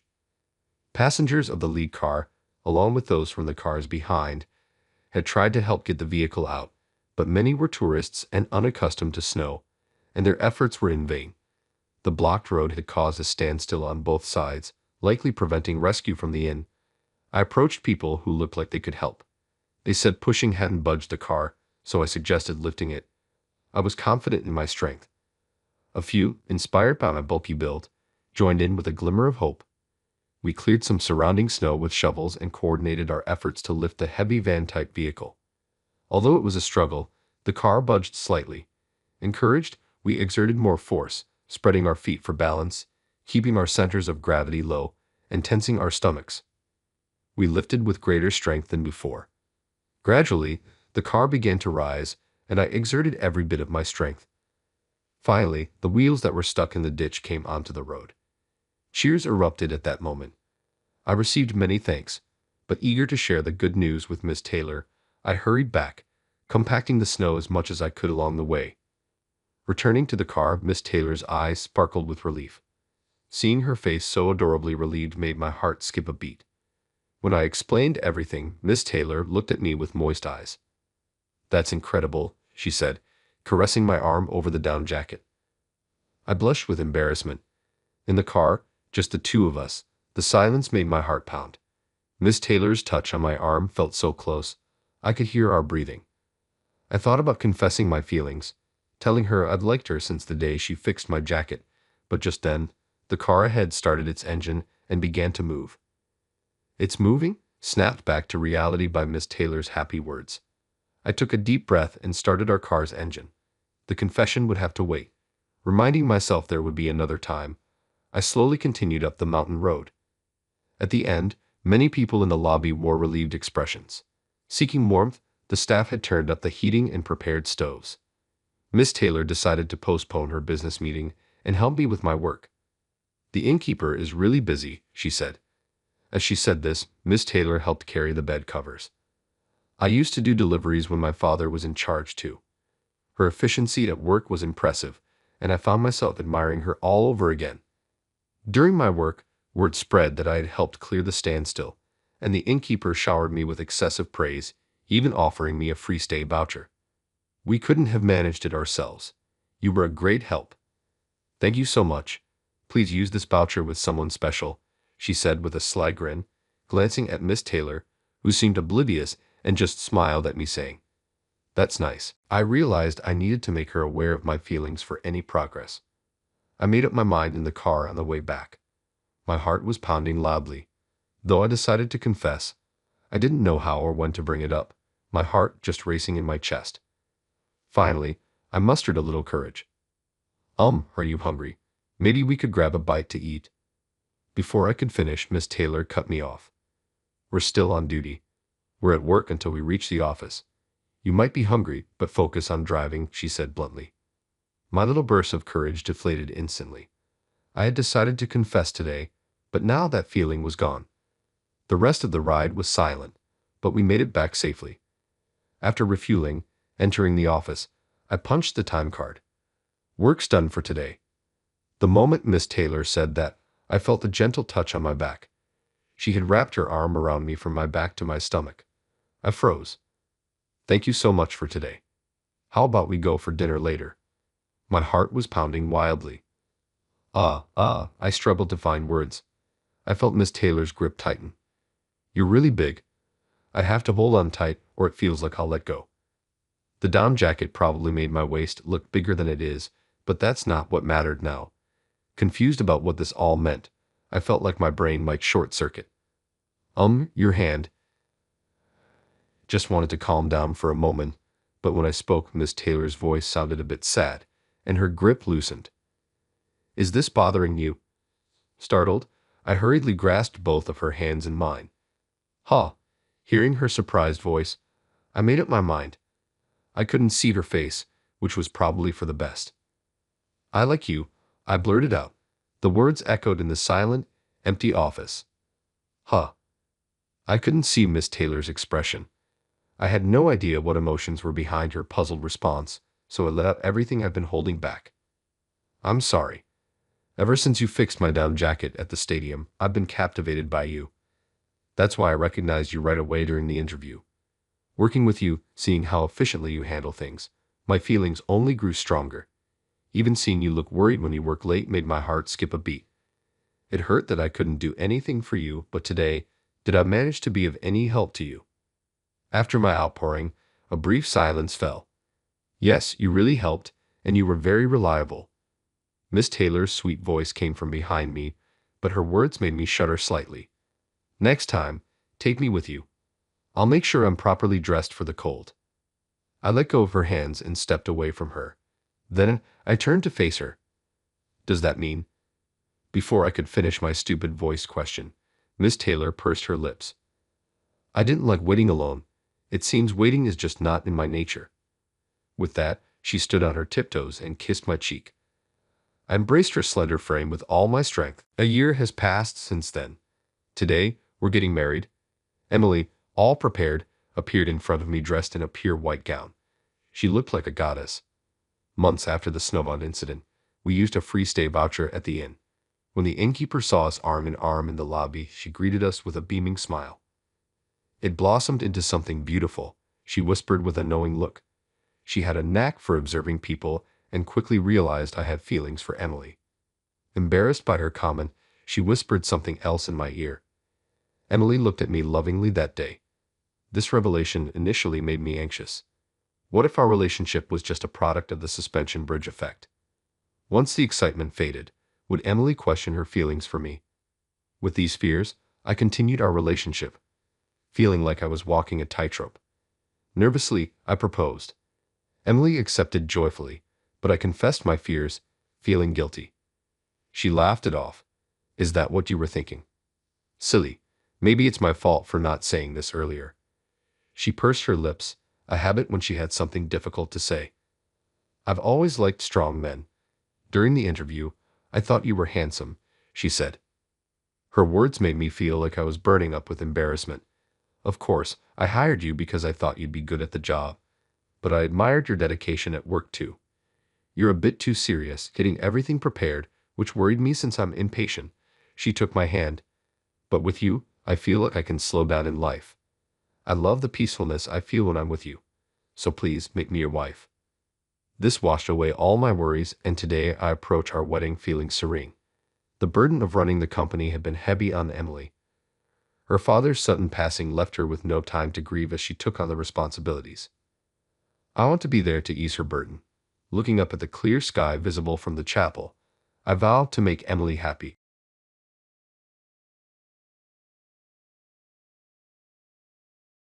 My name is Steve Thompson, and I'm 36 years old. I work for an IT company as a contract employee. After serving as a systems engineer at a major IT firm, I decided to start my own business. Now, I'm training under someone I greatly admire, the current CEO of the company, Morgan Smith. Morgan is 6 years younger than me at 30. She started her own business with friends while still in college, and has built it into one of the most respected companies in the security software testing industry. She's also famous for her skills as a hacker and has leveraged her talent for success, becoming a well-known figure in the industry. I chose the path of entrepreneurship because I admire her. Working under someone I respect is a valuable experience, and I sincerely admire Morgan. One day, I was summoned to her office and received a strange request. Will you live with me if I pay you? I was taken aback by the proposition, and my mind went blank for a moment. Morgan, watching my reaction, had a serious look in her eyes. It didn't seem like one of her usual jokes or pranks. Regaining my composure, I immediately responded, Understood. There was no way I could refuse a request from someone I admired so much. I had no idea what her intention was, but if there was something I could do, I'd do it wholeheartedly. We had built a strong level of trust between us. I knew you'd answer immediately, Steve, Morgan said with a satisfied smile, sliding a keycard to her private apartment across the desk. Just for a month. The address will be sent to your phone. Let me know if there's anything you need. The only concern I had was my own self-control. Morgan's not just known for her abilities, but also for her beauty, comparable to a movie star. Well, I suppose that's my problem alone. I arrived at the apartment, guided by the address and map Morgan sent. It was a high-end building with a full-time concierge service. I felt a little intimidated knowing I'd be living there for a month. Using the card key, I headed for the designated room. An older gentleman, the concierge, lowered his head as he saw me. I guessed Morgan must have spoken to him beforehand. I nodded back, saying, I appreciate your help. When I was about to enter the elevator at the end of the foyer, the concierge pointed to another heavy glass door further back, saying, Over there. I couldn't access that floor without a card key. Beyond the glass door was an elevator exclusively for the higher floors. There was a security guard stationed there, ensuring top-notch security. When I held the card key to the sensor, the elevator door opened with a ding, taking me to a high-rise floor. From the number of doors, I could tell there were few rooms on this floor. The room designated by Morgan was at the end of a long hallway. As I rang the bell, I heard a voice from inside saying, I'm coming. The front door opened immediately. It seemed dangerous for a woman to live alone like this, but when I raised my head to express concern, the person standing there was not Morgan. You must be Mr. Steve Thompson, Morgan told me about you.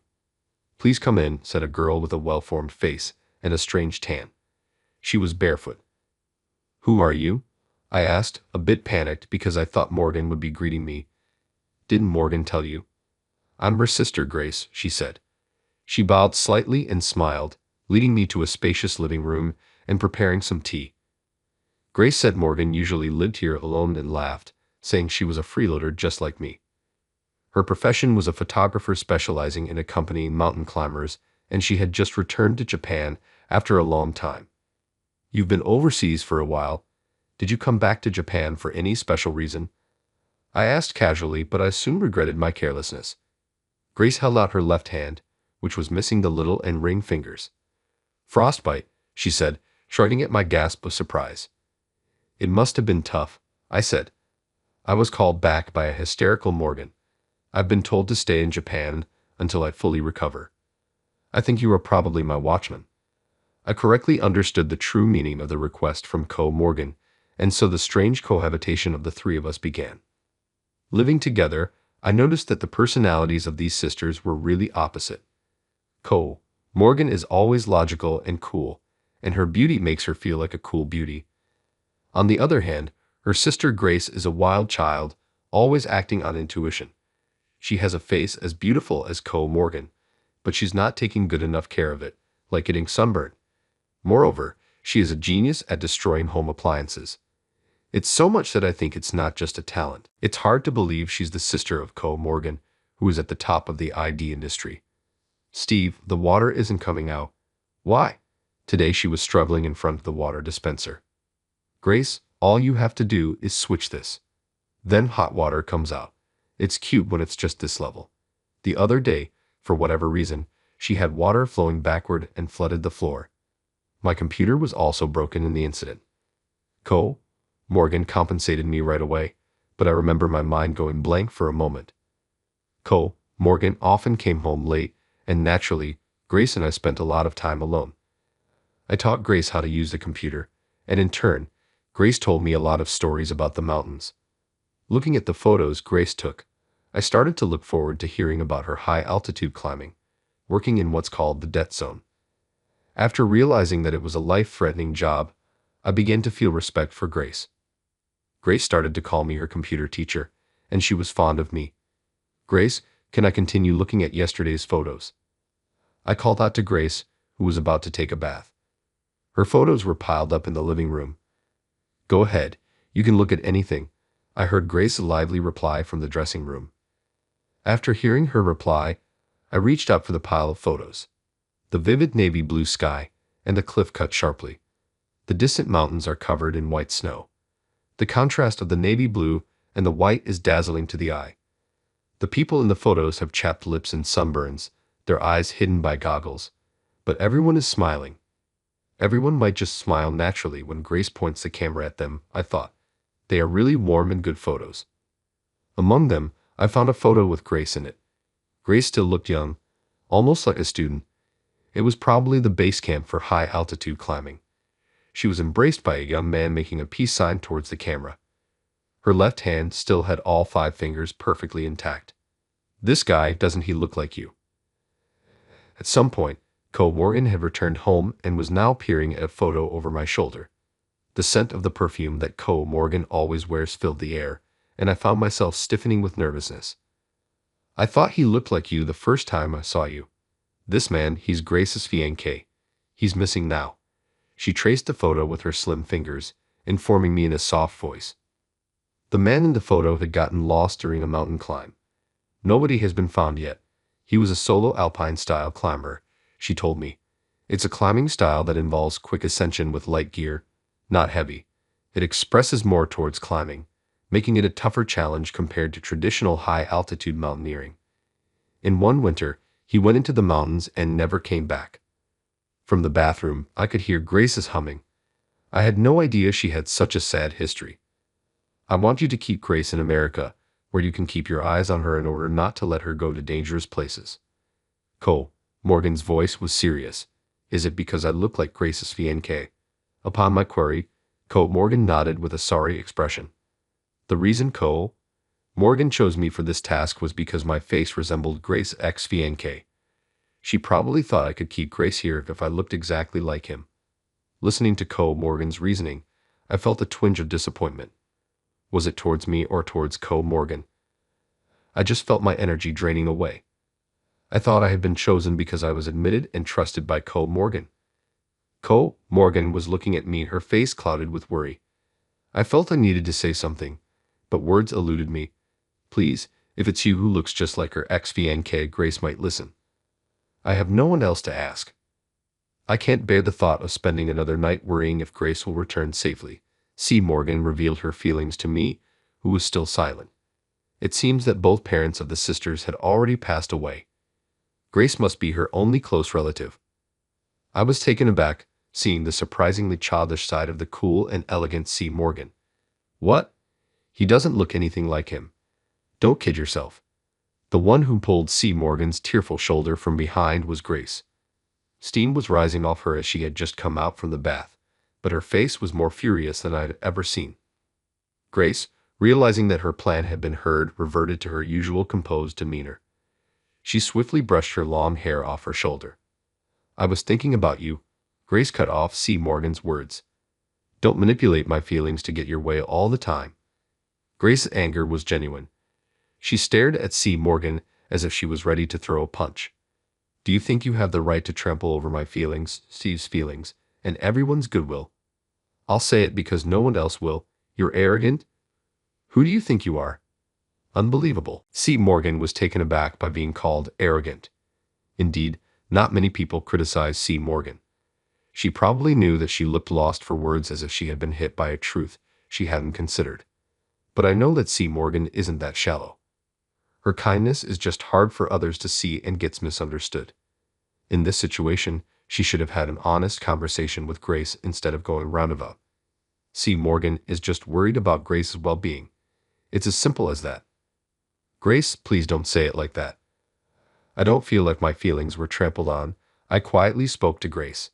When I was consulted about this, I felt I was trusted by Morgan. That's a fact. Sure, the confession earlier was a bit shocking, but my respect for Morgan hasn't changed. I conveyed that to Grace. Morgan looked at me with a surprised expression. Morgan is perfect at work, a person to be admired, but now I also got to know a new side of her. A caring elder sister. It's the best. Grace looked stunned at my words. Morgan, is he your fanboy? He's not a dangerous guy, is he? Is everything okay? Grace, who was furious just a moment ago, now looked worried and asked Morgan. She even moved a little away from me, putting distance between me and Morgan. That hurts a bit. Hey, don't label me as dangerous. The sisters looked at each other in response to my words, and then they burst out laughing. Grace was even bending over, hitting the floor. Morgan also covered her mouth, trying to hold back her laughter. What? That's harsh, isn't it? In the end, the two sisters were laughing so hard they fell over, holding hands. It seems I helped them make up, but I felt a bit confused. From that day on, our cohabitation has been enjoyable. There were no secrets or grudges, and they treated me like a real family member. I savored what it felt like to be in a family after a long time. It even made me feel like going back to my parents' home. What was surprising was Morgan's swift change. She tried to keep me around using a romantic approach, but now she's telling me not to lay a hand on her sister. When she says that, I strangely start thinking about Grace. Not too long ago, I wouldn't have felt anything even if we were alone, but recently I feel a bit embarrassed, and it's troublesome. Tonight, Morgan is out on a business trip. I holed up in my room after watching a movie in the living room with Grace. I think about an hour had passed. It seems that drinking beer was a mistake, as I had to crawl out of bed to go to the bathroom. The corridor was already dark with the lights turned off. A light leaked out a little from Grace's room next door. It seemed that Grace was still awake. Listening carefully, I could hear an unfamiliar sound coming from Grace's room. Unable to suppress my curiosity, I peered in through the gap in the door to determine the source of the sound. Huh! As soon as I unwittingly raised my voice, I made eye contact with Grace, who was in the room. I thought it was dangerous, but it was too late. What I saw was Grace alone in the room, polishing an axe. Moreover, A faint smile was on her lips. Although I was waiting for her to scold me right away, there was no sign of the door opening. Unable to bear it, I confessed, "I'm sorry, I was just curious because I heard a strange noise through the door." I could sense Grace trying to suppress her laughter. The next moment, the door opened with a click and Grace appeared, wielding the axe with goggles on. I unintentionally fell on my rear. Grace looked down on me, seemingly triumphant over my clumsy fall. "Let's call it divine punishment," she said, raising her goggles to reveal her eyes. Grace flashed me a cheeky grin. I accept my divine punishment. I had no choice but to respond like that. But such fun days must also come to an end. Our cohabitation, which was initially agreed for a month, had continued for more than half a year. Lately, Grace has been going out and meeting various people. Z. Morgan seemed very concerned about it. "It's about time for me to head back over there. I'll be heading back soon," Grace said during a rare dinner together. I thought those words, which I had been dreading, had finally come out. C. Morgan too seemed to have the same thought as his chopsticks paused. "Why does she have to go back to the mountains? Can't we just continue living together?" Theo Morgan put down her chopsticks and asked Grace. Grace just replied, "I can't. When you go back, I'll be alone again. Do I have to spend my days praying for your safety again? Don't you understand how hard it is to endure the anxiety alone?" Words that seemed to blame Grace, yet it seemed to me that C. Morgan was hurt even as she spoke those words. "Grace, you're more arrogant than me." C. Morgan spat out the words with a resigned coldness. I couldn't just stand by silently. "C. Morgan, I'll always be by your side. Whoever you marry, that won't change. Please let me carry half of her worries." I truly meant that. C. Morgan would eventually marry someone, but for that person to share the worry and concern she has for Grace would be challenging. Because it is impossible that person would know Grace deeper than I do. That's why I just want to share her worries by her side, if that could lighten C. Morgan's burden even a little. C. Morgan was looking at me with surprise. It was far from her usual cool and beautiful demeanor at work. "Because you're here, Morgan, I always think I'll make it back alive. So please wait here for me." Grace reached out and gently grabbed C. Morgan's hand. C. Morgan looked down and replied in a small voice, "Okay." That was enough. I was seeing the bond of the Smith sisters right before my eyes. And just like that, Grace left a few days later. Several years have passed since then. Oh, I've got an email from Grace. I'm still living in that apartment with soon-to-be my wife, Morgan. As I peered at the laptop in front of Morgan, I saw an email from Grace. It was a message saying that she wouldn't be able to attend our wedding ceremony. Apparently, the weather had been bad and the summit attack was significantly delayed. She wrote in the email that she still couldn't climb the high-altitude base camp and that it would be impossible to descend and return home. When I opened the attached file, a picture of Grace making a peace sign with a tan face against the backdrop of a snowy mountain and blue sky appeared. Grace really loves being in the mountains. I imagine that she must often be exposed to harsh nature, but Grace is always smiling in the pictures she sends.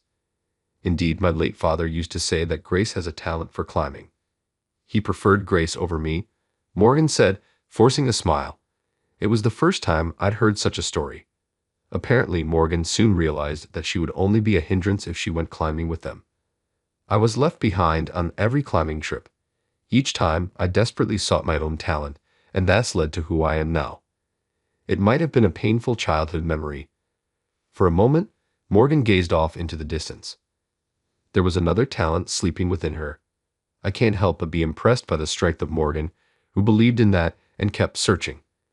"If you don't give up, things will work out," Morgan said, shrugging off her past with a casual laugh. I nodded strongly. I wanted to know about her unknown efforts more than anyone else from the bottom of my heart. "I think so.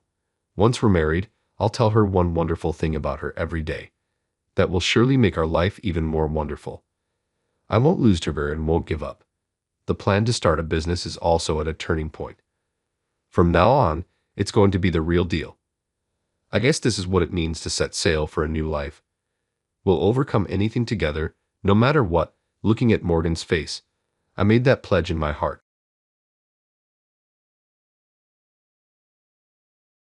My name is Mike.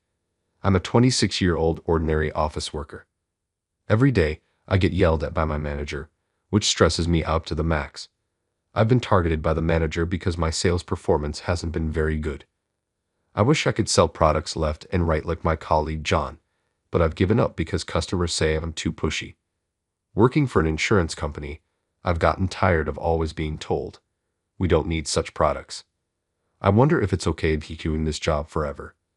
I chose this industry thinking it would be helpful to someone, but now I feel like it was a mistake. The history of insurance is old, and I've heard that in ancient Europe, it was established for widows who lost their husbands. Now, there are systems like the survivor's pension and widow's pension, and for private insurance, there's life insurance. I chose to work for a life insurance company thinking I could be of help to someone. I joined a company full of enthusiasm, thinking I could help people in trouble with insurance, but I was disgusted by the quote of hell this month. I was told to bring in as many contracts as possible and was sent out for sales rounds before I even learned the basics of selling, which confused me, since I couldn't go home without securing a contract. I somehow managed to get a friend to sign up for insurance. But soon, rumors spread that he's a dangerous salesman and he'd do anything for money, causing me to become deranged. I tried to approach relatives, but they wouldn't give me the time of day, and I ended up being branded a failure. Thus, I became a target of the manager and got yelled at every chance he got. Moreover, the manager seems to enjoy sending me on errands, ordering me to buy an energy drink from the convenience store or buy cigarettes. I wish he would buy them himself, but if I ignore him, he starts freaking out, so I comply even though it's a hassle. I wonder why I have to run errands, but it's probably because there's no one else better. Everyone else is capable of doing their jobs and seems busy moving around, so it's hard to even approach them. I guess I look idle from the outside, which makes me want to cry a little. Even though I'm doing my best, it's unrewarding. I've come to dislike the company itself, thinking I'm about to be sidelined, and going there has become a chore. On my way back from a sales call, I was driving on an unusual route. I usually take a shortcut, but it was under construction, so I had to detour. Then, I saw a luxury car parked on the side of the road. I wondered why it was stopped there. It didn't seem to be stuck in a ditch, nor did it look like it had been in an accident. A woman who appeared to have been inside was standing outside looking troubled. She was very beautiful and seemed to be in her 20s. She was pacing around the car, seemingly talking to herself. I parked my car on the side and approached her. "Excuse me, is there something wrong?" "Actually, it seems like my car has stalled. I've called for a tow truck, but because of the construction, they said it would be delayed." "Oh, I see. That's tough, especially since it's cold to wait out here." "Yes, it is. I don't know what to do. Since it's a stall, may I take a look at your car? Maybe I can do something about it." "Wait, but can you really fix it? Are you in the car business?" "No, I work in sales at an insurance company, but I know quite a bit about cars." "Well, I won't know until I take a look, but please wait a moment. I'll go get my toolbox." "Okay then, please do." I went to get the toolbox that I always keep in my company car. I'm not in the car business, but I always carry a toolbox for minor troubles. I can do basic repairs myself. Then, I approached her car and opened the hood. Maybe here. Let me fiddle with it a bit." Are you sure this is okay?" "Don't worry, I'll manage somehow." "Oh, this might be the cause. Let me open this. Yes, this is it. This part is faulty." "Really? You can tell? That's amazing, and you're not even in the car business." "It's kind of a hobby of mine. Now, I think the engine should start. Could you try it?" I encouraged her to start the engine, and so the woman inserted the key and started the car's engine. With a vroom, the engine started successfully, and I sighed in relief. "Ah, good, amazing. The engine started right up. Thank you so much. Oh, what's your name?" "No need to mention it." "Is that so?" I didn't notice the manager had called. "Sorry, I have to return to the office, so I'll be excusing myself here. Please be careful. You might still want to contact a professional just to be safe." "Oh yes, thank you for everything. I will never forget this favor." The woman thanked me and left. I also had to hurry back to the office or the manager would give me a piece of his mind. Though I knew I'd be in trouble anyway, the sooner I got back, the less bad his mood would be. When I returned to the office, the manager glared at me and started yelling, Where have you been? Loafing around, he said. But it's not like I was playing around. I told him I had helped a woman in trouble on the side of the road, but he accused me of making up stories. You always lie. Told you to come back soon.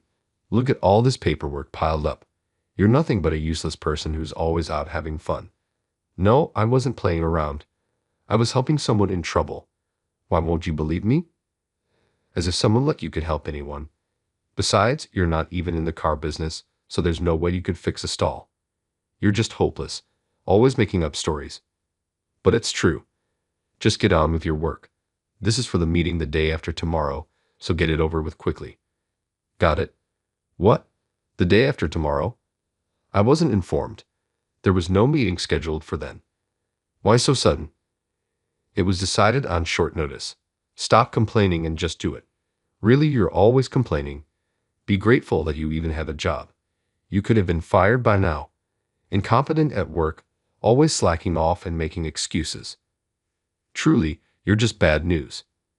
The manager dumped a file on my desk. The file was incredibly thick, and there were 8 of them. I was supposed to go through the files and summarize everything into data, but it seemed impossible to finish by the meeting the day after tomorrow. However, I felt like I would really be sidelined if I didn't do it, so I ended up having to work desperately on creating data that night. I overworked until late at night and only managed to sleep around 2:30. Then I had to leave the house before 6 a.m. the next morning, ending up completely sleep-deprived as I headed to work. I was tired out but couldn't help thinking about the woman from yesterday and wondered how she was doing. Had she made it home safely? Before I knew it, it had become noon. I decided to go out to buy lunch as usual from a convenience store. Lately, to save money, I've been buying the cheapest rolls, 2 of them, and coffee. My salary was cut, so I shouldn't even be using convenience stores, but there's no supermarket close by, so I had no choice. After buying lunch at the convenience store, I hurried back to the office. Upon returning, the manager yelled at me. Why didn't you buy cigarettes while you were out, idiot? I was irritated but held my tongue. I thought to myself that he should buy his own cigarettes. Somehow, I finished my work and went home, where I could finally relax. Just then, the doorbell rang. I opened the front door, wondering who it could be at this hour. In front of the door stood a group of stern-looking men in black suits, resembling mafia, and I froze on the spot. Boss, this is definitely the guy. He matches the description the young lady gave us. Ah, so this is the guy. What was going on? What were they talking about? Me? Did I do something? As these thoughts raced through my mind, my heart pounded wildly. I have never dealt with the mafia or sold insurance to them in my life. I mean, I don't think the mafia can even follow most insurance policies, so it would be pointless to try. I've never interacted with the mafia in my life and have really done nothing. I couldn't understand why these people were talking about me like this, and my legs trembled uncontrollably. Standing was as much as I could manage, like a newborn fawn. Hey you, what did you do to my precious daughter? Eek, there must be some mistake. I haven't done anything. I don't even know your daughter. Could you possibly have the wrong person? Huh, don't play dumb with me. Something's been off with my precious Sabrina for a while now. You did something, didn't you? I keep telling you, I don't know what you're talking about. What? What are you pulling now? You're the one, aren't you? No, like I said, I really haven't done anything. And who's your daughter anyway? This right here. Can you see? This is my cute Sabrina. Look at her. Look at this beauty. The man who seemed to be the mafia boss showed me his smartphone as if displaying a badge of authority. On the smartphone screen was the woman I had helped. What? This stern-looking man's daughter is that woman. I was shocked by how different they looked, but since he called her his cute daughter, she must really be his daughter. While I was frozen, a younger man glared at me. Hey, what are you freezing up for? You did something to our young lady, didn't you? It's your fault. It's your fault that our young lady ended up like this. That's right, it's your fault my cute Sabrina ended up like this. How are you going to make this right? Oh, what do you mean make it right? I'm in trouble here. I haven't done anything. Huh, don't lie. You did something. Our young lady, she's always out of it, always spacing out, all floaty. She must have been forced into something bad. I've never seen Sabrina so spaced out. Hey, what did you do to Sabrina? Speak up or I'll dump you in the ocean. Wait, please. Anything but being dumped in the ocean. I just saw your daughter's car had stalled, so I fixed it. I opened the hood, and then I checked under the car, and I really just fixed the stall. I didn't do anything bad. It's a misunderstanding. Is that so? I see. So the young lady has fallen for this guy, huh, boss? Looks like the young lady has just got a crush. That's great. It doesn't seem like a battle, nor was she forced into anything strange. Quiet, Hudson. What's so great about it? I won't accept a marriage with a straight-laced person. A mafia's daughter and a straight-laced person can't be together. They won't be happy. But didn't the late boss's wife come from a straight-laced family? Shut up. Don't talk about that anymore. Don't bring up Ruby. Even you won't get off scot-free. Yes, I understand. Sorry, boss.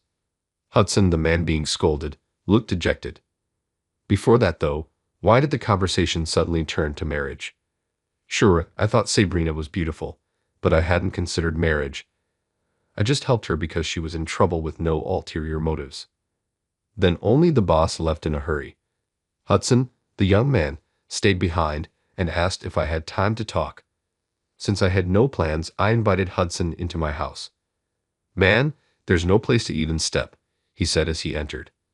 So here's the thing, would you consider dating our young lady, please? It's a request. Wah, hold on, what are you talking about all of a sudden? Me and Sabrina. Yeah, like I said, she's been all spaced out, going on about some wonderful man this and wanting to meet him again that. It's kind of scary. You don't look like that wonderful man to me, but to our young lady, you must be. Hey, that's rude. I'm not wonderful at all. Sorry, just kidding. Anyway, would you consider dating her? Plus, despite what the boss says, I'm sure he wants her to marry a straight-laced guy. Is that so? The boss seemed opposed to the idea of his mafia daughter Sabrina dating a straight-laced guy like me, thinking it wouldn't work out. He says that, but deep down he probably wants her to be with a straight-laced guy. I can tell. After all, he once thought if he were straight-laced himself, it would have been better. Considering he even pondered quitting the mafia for the woman he loved. I see, the boss has had his struggles. Despite appearances, he's had a hard life and is quite clumsy.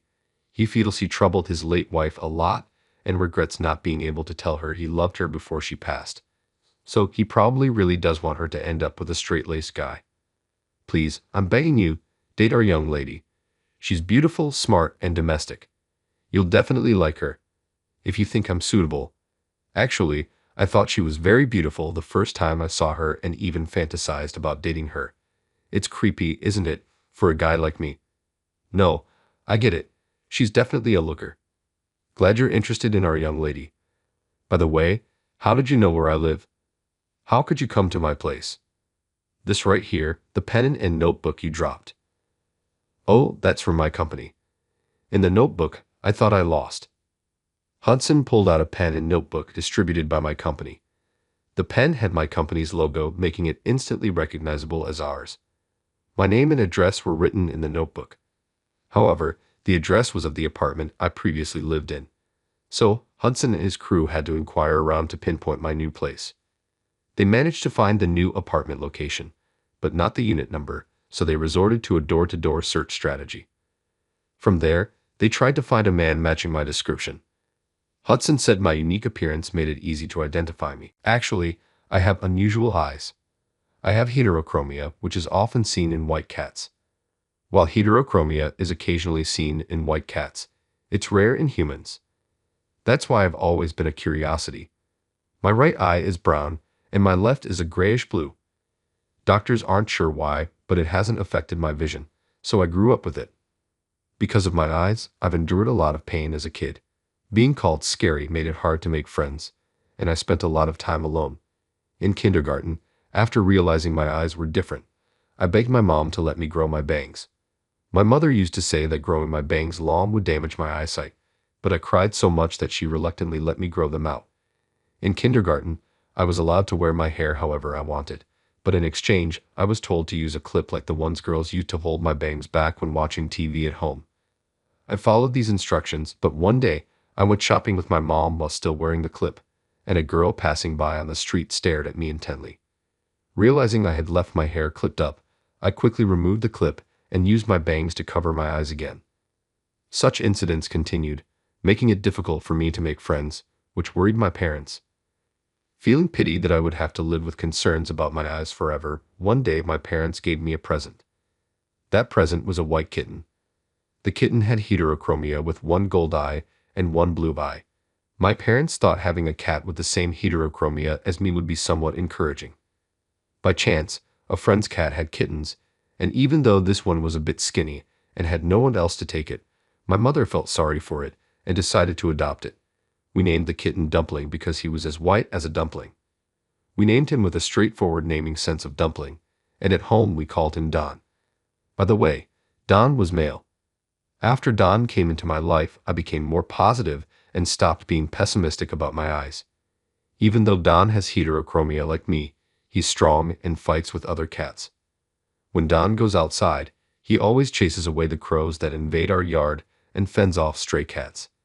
Inspired by him, I started to stand up for myself. In elementary school, I responded back when other kids said something to me. Well, anyhow, my eyes are different from normal people. Heterochromia, also known as iris heterochromia, is rare, which is probably why Sabrina remembered me right away. Even though my eyes were once deemed creepy when I was younger, I thought it was worth it if a beauty like her remembered me. Hudson then said he would come back here next Saturday and take me to his boss's house. That means he's going to take me to a mafia's house. When Saturday came, there was a loud knock on my door in the morning, making me think it was some kind of collection. I wished they would use the doorbell properly. Mike, I've come to pick you up. Let's go. Please wait a moment. Isn't it just 7 a.m.?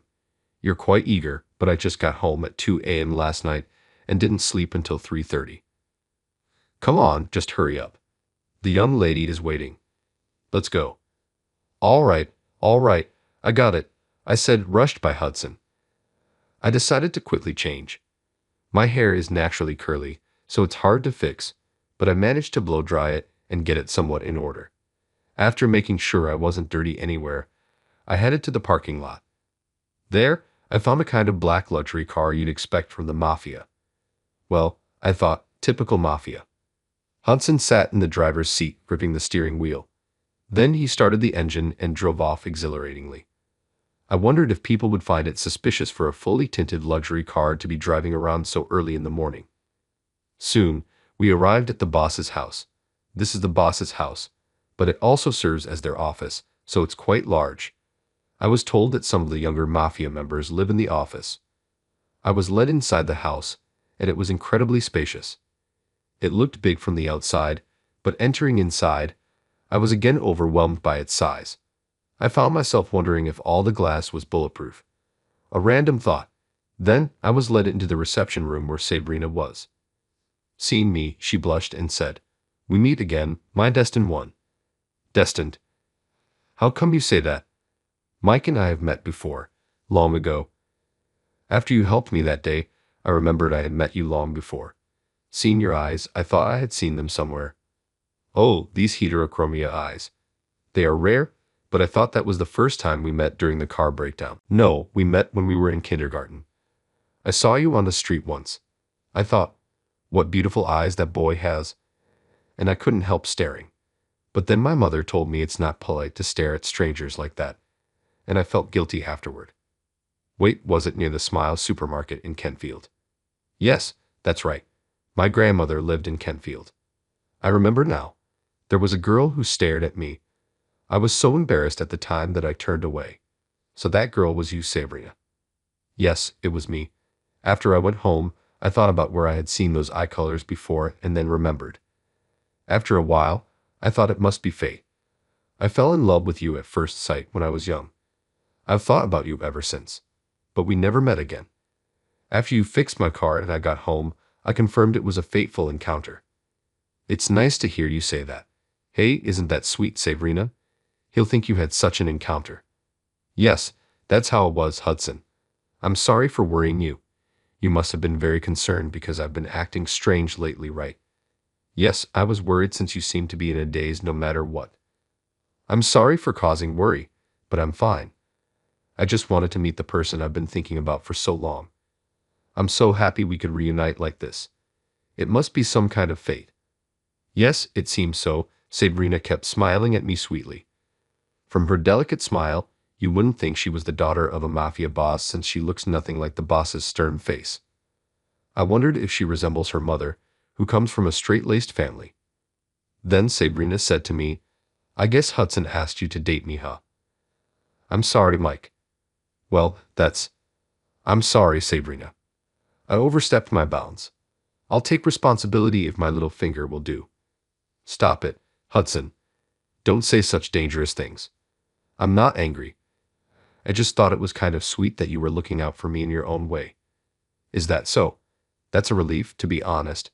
Yes, Hudson did ask me to date you, Sabrina. But I'm not considering dating you just because Hudson asked me to. I've come to want to date you from my own heart. I never thought you were my destiny. Thank you for remembering me. I've always been troubled by my eyes since I was young, being called creepy or scary and being avoided. I thought maybe I was cursed. That's not true at all. Your eyes are very mystical and wonderful. Moreover, I felt for your kindness. I was so happy when you helped me with my stalled car. After all, even though my car was parked by the roadside, no one paid any attention to me. Everyone is so caught up in their own lives. They don't care about others, do they? Maybe you're right. Modern society is busy, but I'm glad I could make you happy with that little gesture. No, it's amazing. Even though you're not in the car business, you fixed it so quickly. Are cars your hobby? Yes, they are, but I don't own any fancy cars. All the cars I've had were used. I buy beat-up cars cheaply and maintain them myself. I'm not a professional mechanic, so there's a lot I can't do, but I can handle most things myself.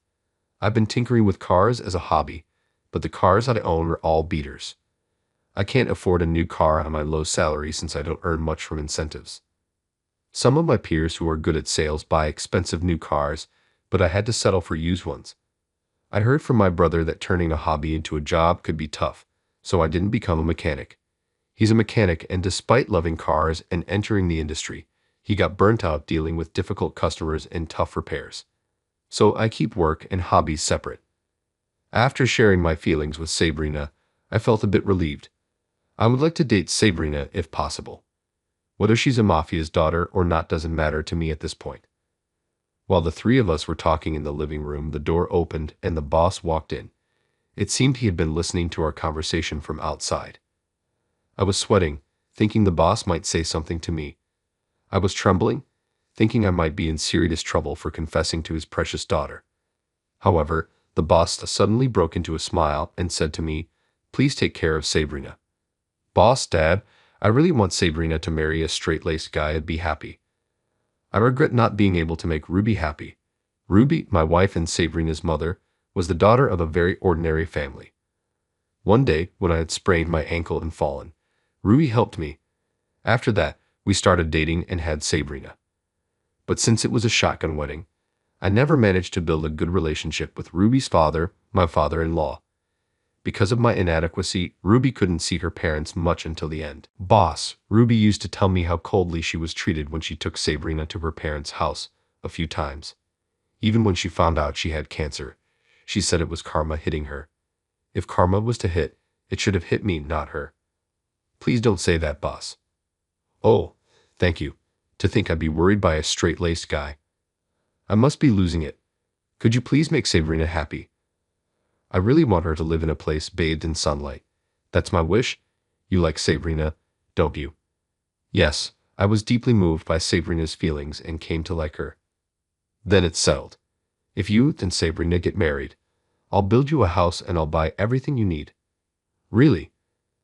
After that, we decided to date with marriage in mind. Sabrina looks like a fine lady from a good family. When she's just being herself, no one would think she's the daughter of a mafia family. Later, Sabrina and I got married. At that time, I quit my job and found a new one, which led to a salary increase. My friends came to the wedding, but they were all frozen stiff because there were many stern-looking mafia members. Nobody knew my spouse was the daughter of a mafia. But after getting married, Sabrina lived not as a mafia's daughter but as a working wife doing a regular office job. She works hard every day at household chores for me, which I'm very grateful for. Next time, we'll go out together in Sabrina's car. This car, which brought us together, holds a special place in my heart. I want to keep it running and cherish it for a long time.